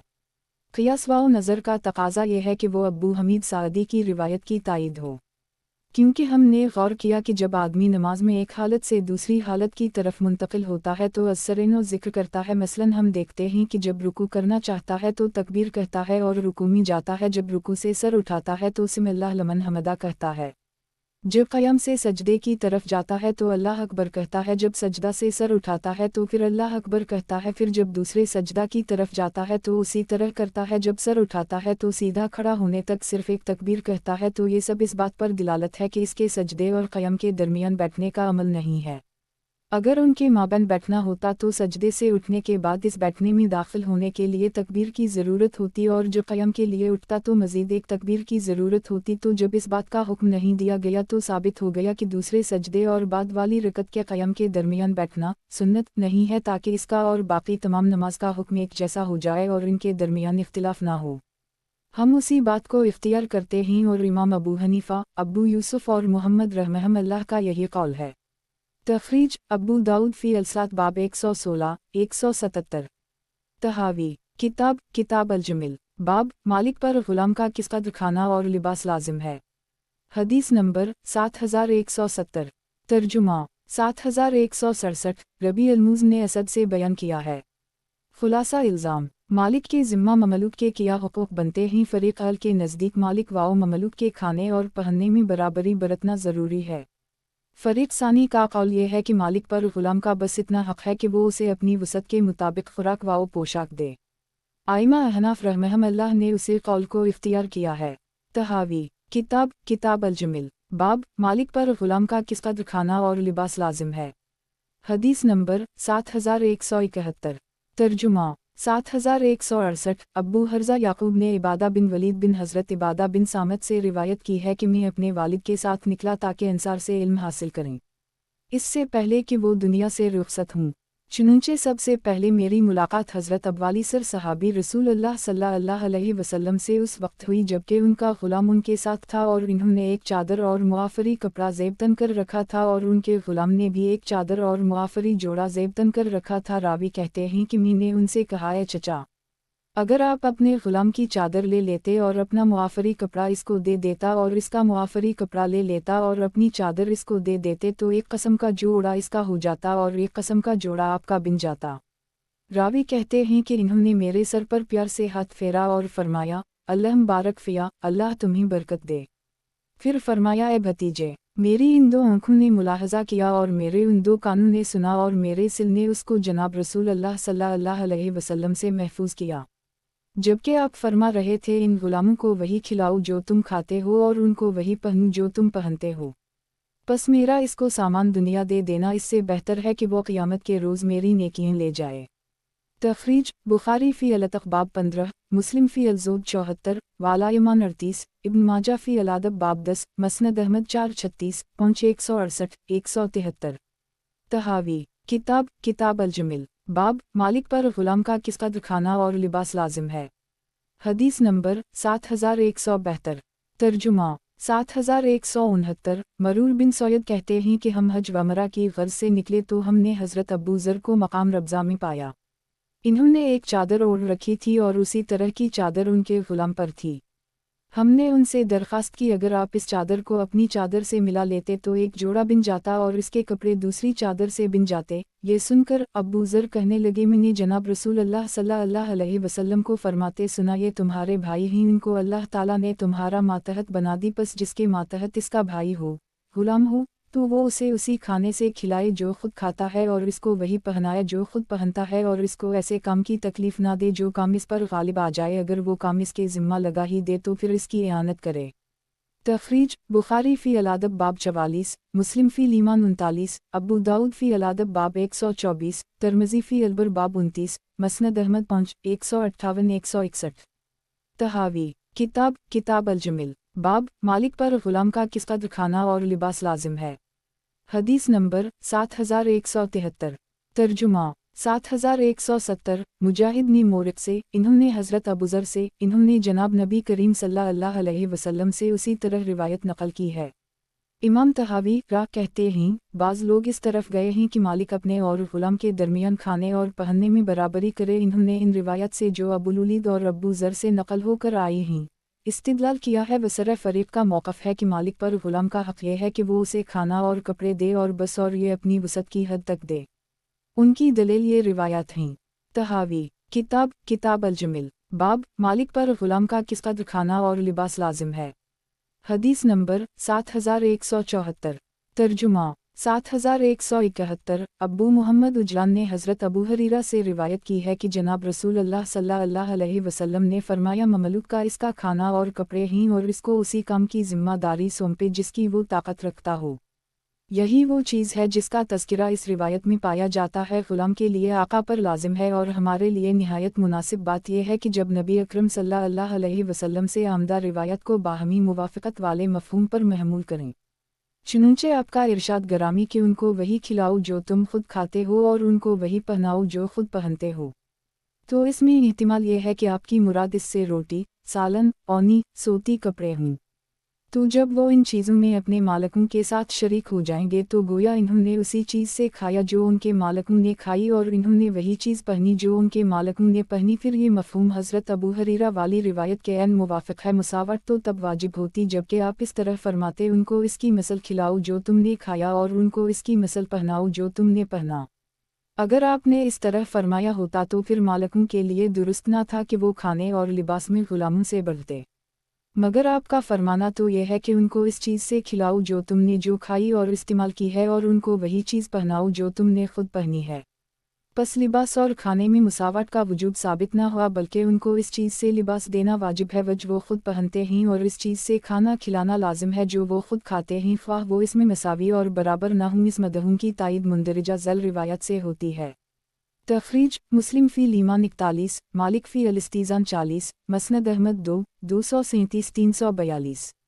مفہوم کی معید روایات: تحاوی کتاب الجمل، باب مالک پر غلام کا کس قدر کھانا اور لباس لازم ہے۔ حدیث نمبر 7175۔ ترجمہ: 7172۔ ارج نے حضرت ابو ہریرہ سے روایت کی ہے کہ جناب رسول اللہ صلی اللہ علیہ وسلم نے فرمایا، جب تم میں سے کسی ایک کے خادم نے کھانا تیار کیا اور اس نے اس کے لیے گرمی اور دھوپ برداشت کیا تو مناسب یہ ہے اسے اپنے ساتھ بٹھا کر کھلاؤ، اور اگر ایسا نہ کرو تو مناسب یہ ہے کہ ایک لقمہ لے کر اسے گھر یا سالن میں تر کر کے اسے کھلا دو۔ تخریج: مسند احمد 245 299۔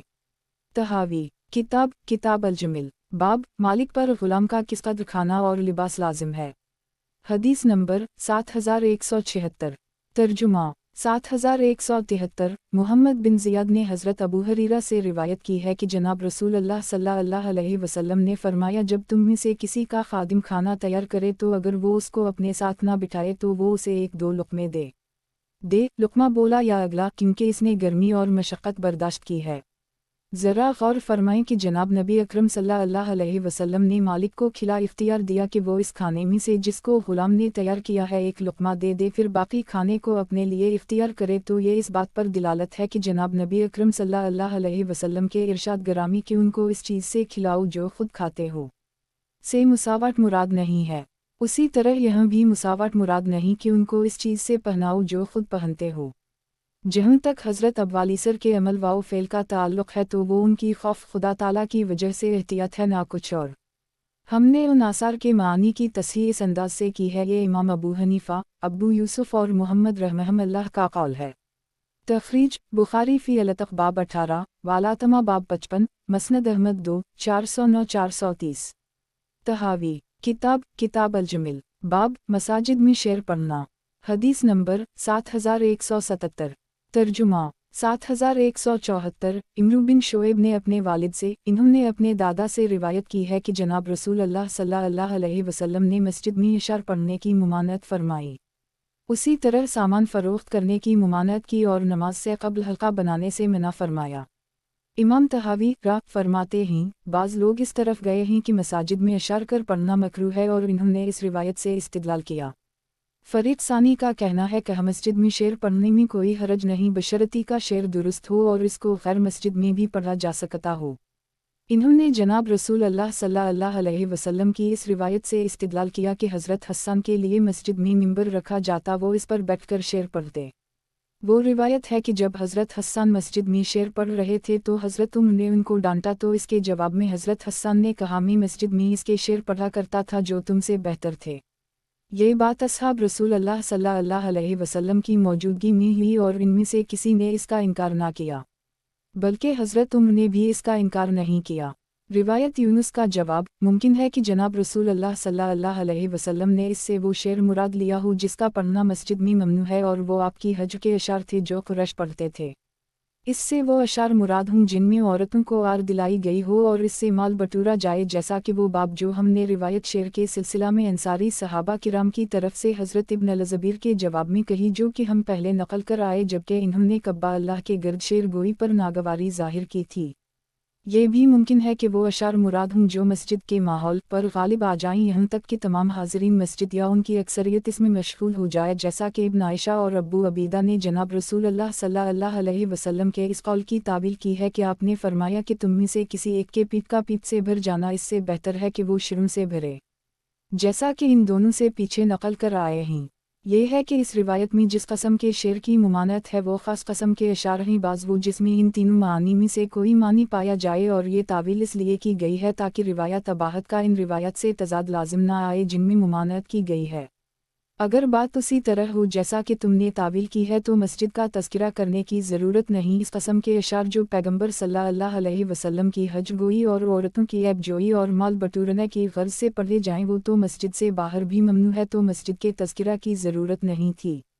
بعض اوقات کسی معنی کا تذکرہ کرنے کے لیے کلام جاری ہوتا ہے، مگر وہ معنی جس کے سلسلہ میں تذکرہ ہوا وہ اس حکم کے ساتھ مخصوص نہیں ہوتا، جیسا کہ اللہ تعالیٰ کا یہ ارشاد وربائبکم التی فی حجورکم النساء 23۔ اس آیت میں اللہ تعالیٰ نے ربیبہ بچیوں کا ذکر فرمایا جو کہ ان عورتوں کی گود میں ہوں جن سے قربت کی ہو، یہاں فی حجورکم کی قید سے ان کی گودی میں موجود بچی کی صرف حرمت کا بیان مقصود نہیں بلکہ جو اس سے پہلی بڑی بچیوں ہیں وہ بھی مدخول بہا کی حرام ہیں۔ تو یہاں یہ بتلایا گیا کہ جس طرح گود والی حرام ہے اسی طرح اس سے پہلے والی بھی حرام ہے۔ اللہ تعالیٰ نے دوسرے مقام پر فرمایا ومن قتل منکم متعمدا المائدہ 95۔ تو آیت میں سید حرم کے عمدہ قتل کرنے پر جزا کا ذکر ہے اور اس پر تمام کا اتفاق ہے کہ بھول کر حرم کے جانوروں کو قتل کرنے پر بھی اسی طرح سزا لازم ہوگی۔ تو ان آیتوں میں جو قیود مذکور ہیں ان کے ساتھ حکم کو خاص کرنا مراد نہیں ہے۔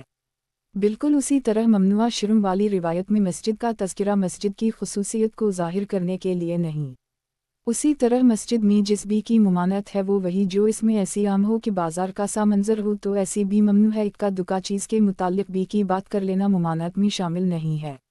جناب رسول اللہ صلی اللہ علیہ وسلم سے ایسی روایات وارد ہیں جو قربت کا باعث تو نہیں مگر ان کو مسجد میں کرنا مباح ہے۔ ملاحظہ ہو تخریج ابو داؤد فی الصلاۃ باب 214، مسند احمد 179۔ خلاصہ الزام مساجد میں اشعار کے پڑھنے کو بعض لوگوں نے مکروہ قرار دیا ہے۔ فرید ثانی کا قول یہ ہے اگر اشعار درست ہوں تو ان کے پڑھنے میں کوئی حرج نہیں ہے، جیسا کہ مسجد کے علاوہ مقام میں۔ تحاوی کتاب الجمل باب مساجد میں شعر پڑھنا، حدیث نمبر 7178۔ ترجمہ 7175۔ ربیع بن حراش نے حضرت علی سے روایت کی ہے کہ میں نے جناب رسول اللہ صلی اللہ علیہ وسلم کو فرماتے سنا ہے گروہ قریش اللہ تعالیٰ تم پر ایک آدمی کو مقرر کریں گے جس سے تمہارے ایمان کو پرکھیں گے، وہ ایمان پر تمہاری گردنوں کو مارے گا۔ حضرت ابوبکر کہنے لگے کیا وہ میں ہوں یا رسول اللہ صلی اللہ علیہ وسلم؟ فرمایا نہیں۔ حضرت عمر نے کہا کیا وہ میں ہوں؟ فرمایا نہیں، بلکہ وہ مسجد میں جوتے گانٹھنے والا ہوگا۔ راوی کہتے ہیں کہ آپ نے اپنا جوتا حضرت علی کی طرف پھینکا تاکہ وہ اس کو گھونٹ دیں۔ کیا آپ غور نہیں فرماتے کہ آپ نے اپنا نال مبارک خود حضرت علی کی طرف پھینکا اور اس کو مرمت کرنے کا حکم فرمایا، ان کو مسجد میں مرمت کرنے سے نہیں روکا۔ اگر لوگ جوتے گانٹھنے کا اپنا طرز عمل بنا لیں اور کثرت سے کرنے لگیں تو یہ مکروہ ہے جس کی روایت میں مذمت کی گئی ہے۔ پس جب کبھی کبھی گانٹھنا کراہت والے عمومی حکم میں داخل واؤ شامل نہیں فرمایا بلکہ اس فعل کی کثرت یا عام لوگوں کے شروع کر دینے کو مکروہ قرار دیا، تو یہی حکم اشعار واؤ بی کے متعلق بھی ہوگا اور نماز سے پہلے حلقہ بندی کا بھی یہی حکم ہے، اور اگر کبھی اور اتفاقی ہو یا بعض لوگوں کی ہو تو مکروہ نہیں۔ واللہ اعلم بالصواب۔ تخریج ترمذی فی المناقب باب 19، مسند احمد 3 3382 6 106 121 167 242۔ حاصل کلام کیا آپ غور نہیں فرماتے کہ آپ نے اپنا نال مبارک خود حضرت علی کی طرف پھینکا اور اس کو مرمت کرنے کا حکم فرمایا، ان کو مسجد میں مرمت کرنے سے نہیں روکا۔ اگر لوگ جوتے گانٹھنے کا اپنا طرز عمل بنا لیں اور کثرت سے کرنے لگیں تو یہ مکروہ ہے جس کی روایت میں مذمت کی گئی ہے۔ پس جب کبھی کبھی گانٹھنا کراہت والے عمومی حکم میں داخل واؤ شامل نہیں فرمایا بلکہ اس فعل کی کثرت یا عام لوگوں کے شروع کر دینے کو مکروہ قرار دیا، تو یہی حکم اشعار واؤ بی کے متعلق بھی ہوگا اور نماز سے پہلے حلقہ بندی کا بھی یہی حکم ہے، اور اگر کبھی اور اتفاقی ہو یا بعض لوگوں کی ہو تو مکروہ نہیں۔ واللہ اعلم بالصواب۔ تحاوی کتاب الجمل باب غیر موجود چیز کا خریدنا، حدیث نمبر 7179۔ ترجمہ 7176۔ اسحاق بن عبداللہ نے حضرت انس سے روایت کی ہے کہ جناب رسول اللہ صلی اللہ علیہ وسلم نے بھی ملامسہ اور منابزہ سے منع فرمایا۔ تخریج بخاری فی الصلاۃ باب 10، والم واقعیت باب 30، الصوم باب 67، البیو باب 62، واللباس باب 2، والاستیزان باب 42، مسلم فی البیو روایت 1، 2، 3، ترمذی فی البیو باب 69، نسائی فی البیو باب 23، ابن ماجہ فی التجارات باب 12، دارمی فی الرقاق باب 28، مالک فی البیو روایت 86، واللباس 17، مسند احمد 2 379 419 496 521۔ خلاصہ الزام غیر موجود کی خریداری جس کو دیکھا نہ ہو علماء کی ایک جماعت نے اس کا ناجائز قرار دیا ہے۔ फरीक सानी, जो शख्स किसी गायब चीज़ को ख़रीदेगा तो ये दुरुस्त है, अलबत्ता खैर रुयत हासिल रहेगा। तहावी, किताब किताब अल-जमिल, बाब गैर मौजूद चीज़ का ख़रीदना। हदीस नंबर 7180। तर्जुमा 7177। अरज ने हज़रत अबू हरीरा से, इन्होंने जनाब रसूल अल्लाह सल्लल्लाहु अलैहि वसल्लम से उसी तरह रिवायत की है। तहावी, किताब किताब अल-जमिल, बाब गैर मौजूद चीज़ का ख़रीदना। हदीस नंबर 7181। तर्जुमा 7178। आमिर बिन साद ने हज़रत अबू सईद ख़दरी से, इन्होंने जनाब रसूल अल्लाह सल्लल्लाहु अलैहि वसल्लम से उसी तरह रिवायत की है। तहावी, किताब किताब अल-जमिल, बाब गैर मौजूद चीज़ का ख़रीदना। हदीस नंबर 7182। तर्जुमा 7179। अता बिन यजीद ने हज़रत अबू सईद ख़दरी से, इन्होंने जनाब रसूल अल्लाह सल्लल्लाहु अलैहि वसल्लम से उसी तरह की रिवायत की है। तहावी, किताब किताब अल-जमिल, बाब गैर मौजूद चीज़ का ख़रीदना। हदीस नंबर 7183। तर्जुमा 7180। अबू सालेह ने हज़रत अबू हरीरा से, इन्होंने जनाब नबी अकरम सल्लल्लाहु अलैहि वसल्लम से उसी तरह की रिवायत की है। इमाम तहावी फरमाते हैं, बाज़ लोग ये कहते हैं कि जब किसी आदमी ने इस चीज़ को फ़रोख्त किया जिसको उसने नहीं देखा तो इसकी फ़रोख्त जायज़ नहीं, और इन्होंने इस रिवायत में तावील की है। अलमलामसत, जिस चीज़ को ख़रीदार अपने हाथ से छुए अलबत्ता इसको अपनी आँखों से ना देखे। अलमनाबज़ा, एक आदमी दूसरे से कहे तो अपना कपड़ा मेरी तरफ फेंक और मैं अपना कपड़ा तेरी तरफ फेंकता हूँ, और ये फेंकना इस तौर पर होगा कि मैं इस कपड़े का ख़रीदार हूँ और तो मेरे कपड़े का बग़ैर देखे ख़रीदार बन जाए। ये तावील इमाम मालिक ने की है। फरीक सानी का कहना है कि जो शख्स कोई गायब चीज़ ख़रीदेगा तो भी जायज़ है और इसको खैर रुयत हासिल होगा, अगर चाहे तो छोड़ दे और अगर मर्ज़ी हो तो ले ले। जिस मलामसत की मुमानत फरमाई गई है वो ये है कि ज़माना जाहलियत में लोग अपने माबैन ख़रीदो फ़रोख्त करते तो वो आदमी एक कपड़े के मुताल्लिक़ झगड़ा करते, जब सौदा करने वाला इस कपड़े को छू लेता तो वो इसका ख़रीदार ख्याल किया जाता और फ़रोख्त करने वाले पर इस चीज़ को देना लाजिम हो जाता था, ख्वाह वो राज़ी हो या ना। उसी तरह मनाबज़ा ज़माना जाहलियत में यह था कि एक कपड़े या इस कस्म की किसी चीज़ से मुताल्लिक़ वो बाहम गुफ्तगू करते, फिर मालिक इस चीज़ को गुफ्तगू करने वाले की तरफ फेंकता था तो ये फेंकना इसकी वजह से इस कपड़े का सौदा ख्याल किया जाता था, इसके बाद वो इस बी को तोड़ नहीं सकता था। तो जनाब नबी अकरम सल्लल्लाहु अलैहि वसल्लम ने इससे मना फरमाया और सौदे के मुताल्लिक़ हुक्म दिया कि जब तक अक़द भी रज़ामंदी से ना हो तो सौदा जायज़ ना होगा। सौदे करने वाले दोनों फ़रीक़ों को इख्तियार है कि जब तक वो एक दूसरे से जुदा ना हों तो उनका एक दूसरे की तरफ कपड़ा फेंक देना इख्तियार को ख़त्म ना करेगा। फिर इस तफ़रीक़ के मुताल्लिक़ इख्तिलाफ़ है, जैसा कि हमने उससे पहले तफसील से ज़िक्र किया है। इमाम अबू हनीफ़ा इस मफ़हूम के कायल हैं। अब जबकि उन दोनों में इख्तिलाफ़ है तो हमने इरादा किया कि इसके अलावा दीगर अहादीस पर नज़र डालें ताकि उन दोनों अक़वाल में से किसी की दिलालत मिल जाए। चुनूंचे हज़रत अनस की ये रिवायत मिल गई। मुलाहज़ा हो तहावी, किताब किताब अल-जमिल, बाब गैर मौजूद चीज़ का ख़रीदना। हदीस नंबर 7184। तर्जुमा 7181। हमीद ने हज़रत अनस से रिवायत की है कि जनाब रसूल अल्लाह सल्लल्लाहु अलैहि वसल्लम ने अंगूर की बी से इस वक्त तक मना फरमाया यहाँ तक कि वो सियाह हो जाएं, और दाने की बी से मना फरमाया यहाँ तक कि वो सख्त हो जाए। इससे ये दिलालत मिल गई कि दाने की बी सख्त हो जाने के बाद दुरुस्त है, अगरचे वो अपने सट्टे में हो। इसकी दलील ये है कि अगर इसको तस्लीम ना किया जाए तो इस तरह कहना चाहिए, हत्ता युश्तिद वबरा मन सुनबला, था कि दाने सख्त होकर अपने सट्टे से बाहर निकल आए। अब ममनुआ बी की अनतहा दाने की सख्ती और खुश्क हो जाने को करार दिया तो इससे ये साफ दिलालत मिल गई कि इसके बाद वाले सौदे को उसके बदसला वाले सौदे पर क़ियास नहीं किया जा सकता। तो जब सट्टे के अंदर छपे हुए दाने की भी सट्टे के बग़ैर जायज़ है तो ये इस बात पर दिलालत है कि जिस चीज़ को बाए वाओ मुश्तरी ने ना देखा हो इसकी भी जायज़ है, बशर्ती का वो चीज़ उसी तरह मालूम वाओ मुअय्यन हो जिस तरह सट्टे में पोशीदा दाना मालूम वाओ मुअय्यन है और वो गंदम है।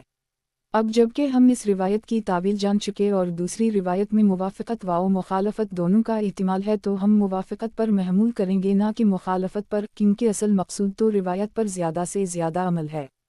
तख़रीज अबू दाऊद फ़ी अल-ब्यू बाब 22, तिर्मिज़ी फ़ी अल-ब्यू बाब 15, इब्न माजा फ़ी अल-तजारात बाब 32, मस्नद अहमद 3 221 250। तहावी, किताब किताब अल-जमिल, बाब गैर मौजूद चीज़ का ख़रीदना। हदीस नंबर 7185। तर्जुमा 7182।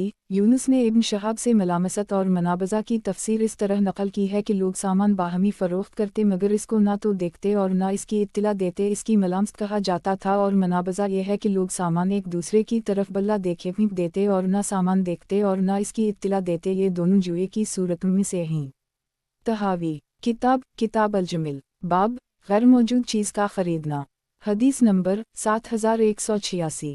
तर्जुमा 7183। यूनुस ने रबिया से नकल किया कि ये मनाबज़ा और मलामसा दोनों जुए की अक़साम से हैं, पस जनाब रसूल अल्लाह सल्लल्लाहु अलैहि वसल्लम ने इससे मना फरमाया।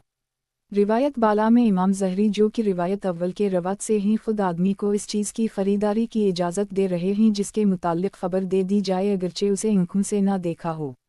इसमें साफ दलील है सामान गायब की फ़रोख्त, जबकि मुअय्यन व मुक़र्रर हो जायज़ है। तुमने ये तावील करके गायब की बी को कहाँ से जायज़ कर ली जबकि ये मजहूल है।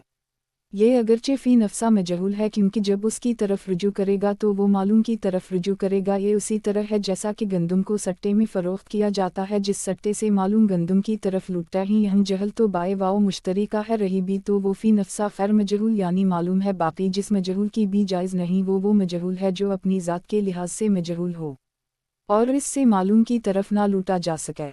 जैसा बाज़ गल्ले की भी जो गैर मुअय्यन है और इसको एक आदमी दूसरे के हाथ फ़रोख्त करता है, पस ये बाज़ गल्ला गैर मालूम है और इस मालूम की तरफ लूटने की उम्मीद भी नहीं, इसलिए उसका अक़्द जायज़ ना होगा। और हम ऐसे भी जानते हैं जिसका अक़्द मुअय्यन गल्ले के बदले जायज़ है, इस तौर पर कि वो इतने खफीज़ है, हालांकि बाए वाओ मुश्तरी दोनों इसके कील की हकीकी मिक़दार को नहीं जानते।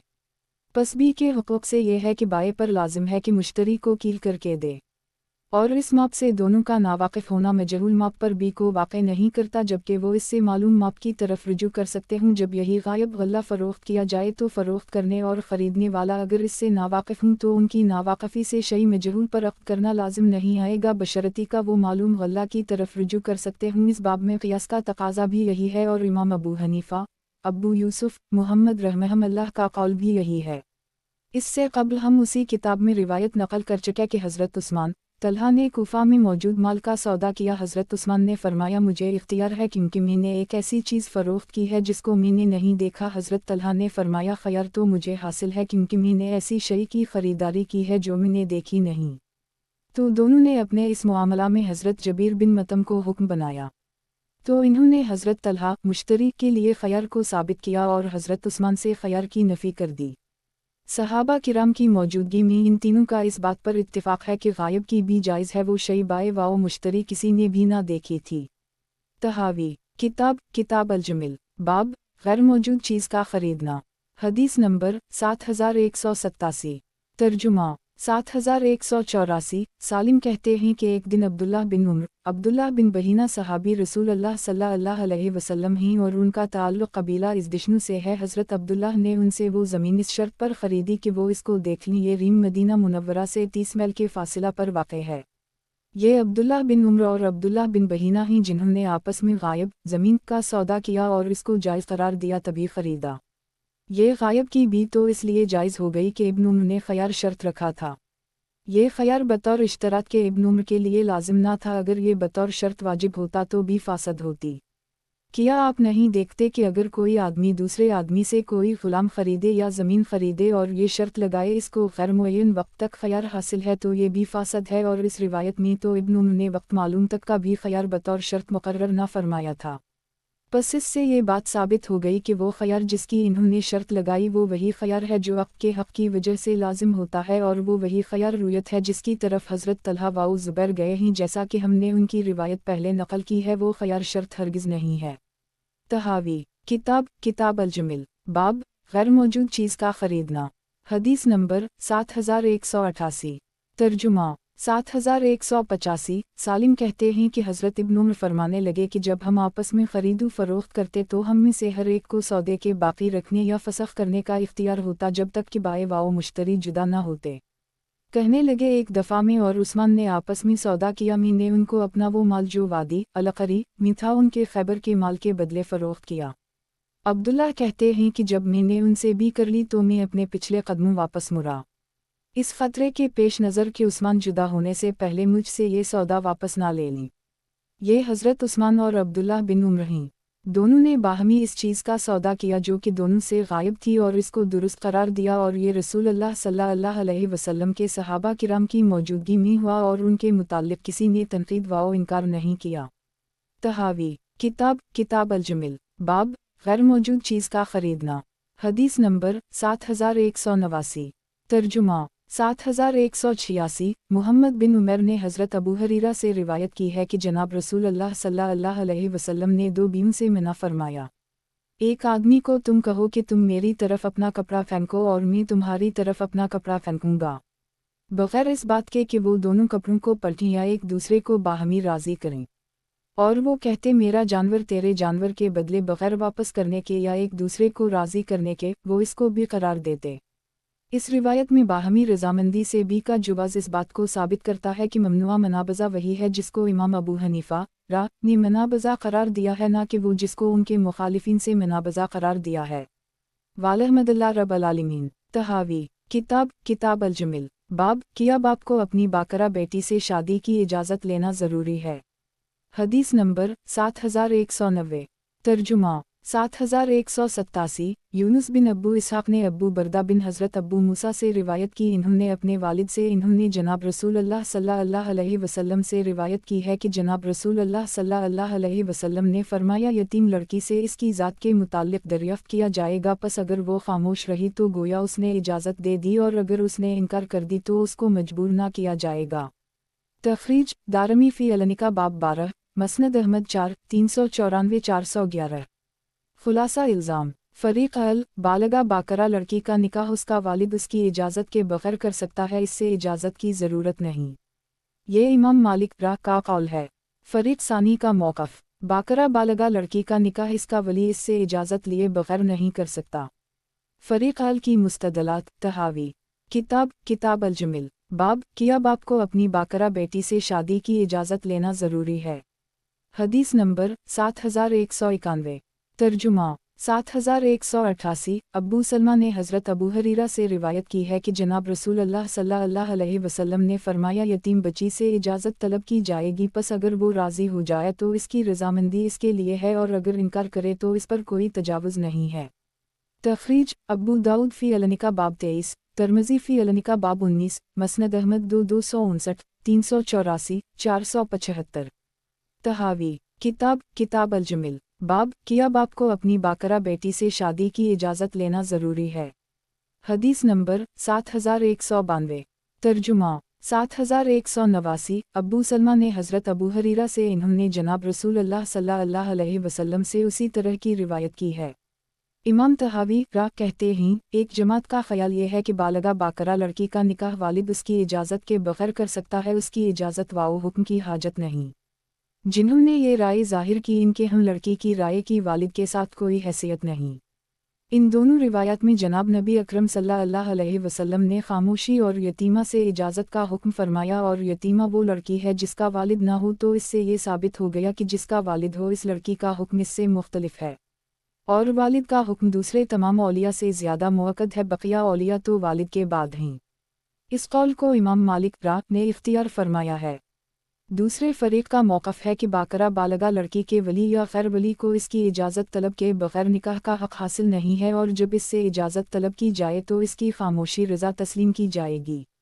سابقہ موقف کا جواب یہ ہے کہ ان دونوں آثار میں کوئی ایسی بات نہیں جس سے اشارہ ملتا ہو کہ یتیمہ اور غیر یتیمہ کا حکم مختلف ہے، اس لیے کہ اس کے متعلق یہ کہنا درست ہے کہ آپ نے اس سے مراد باکرہ لڑکیوں مراد لی ہوں، خواہ وہ یتیم ہوں یا غیر یتیم۔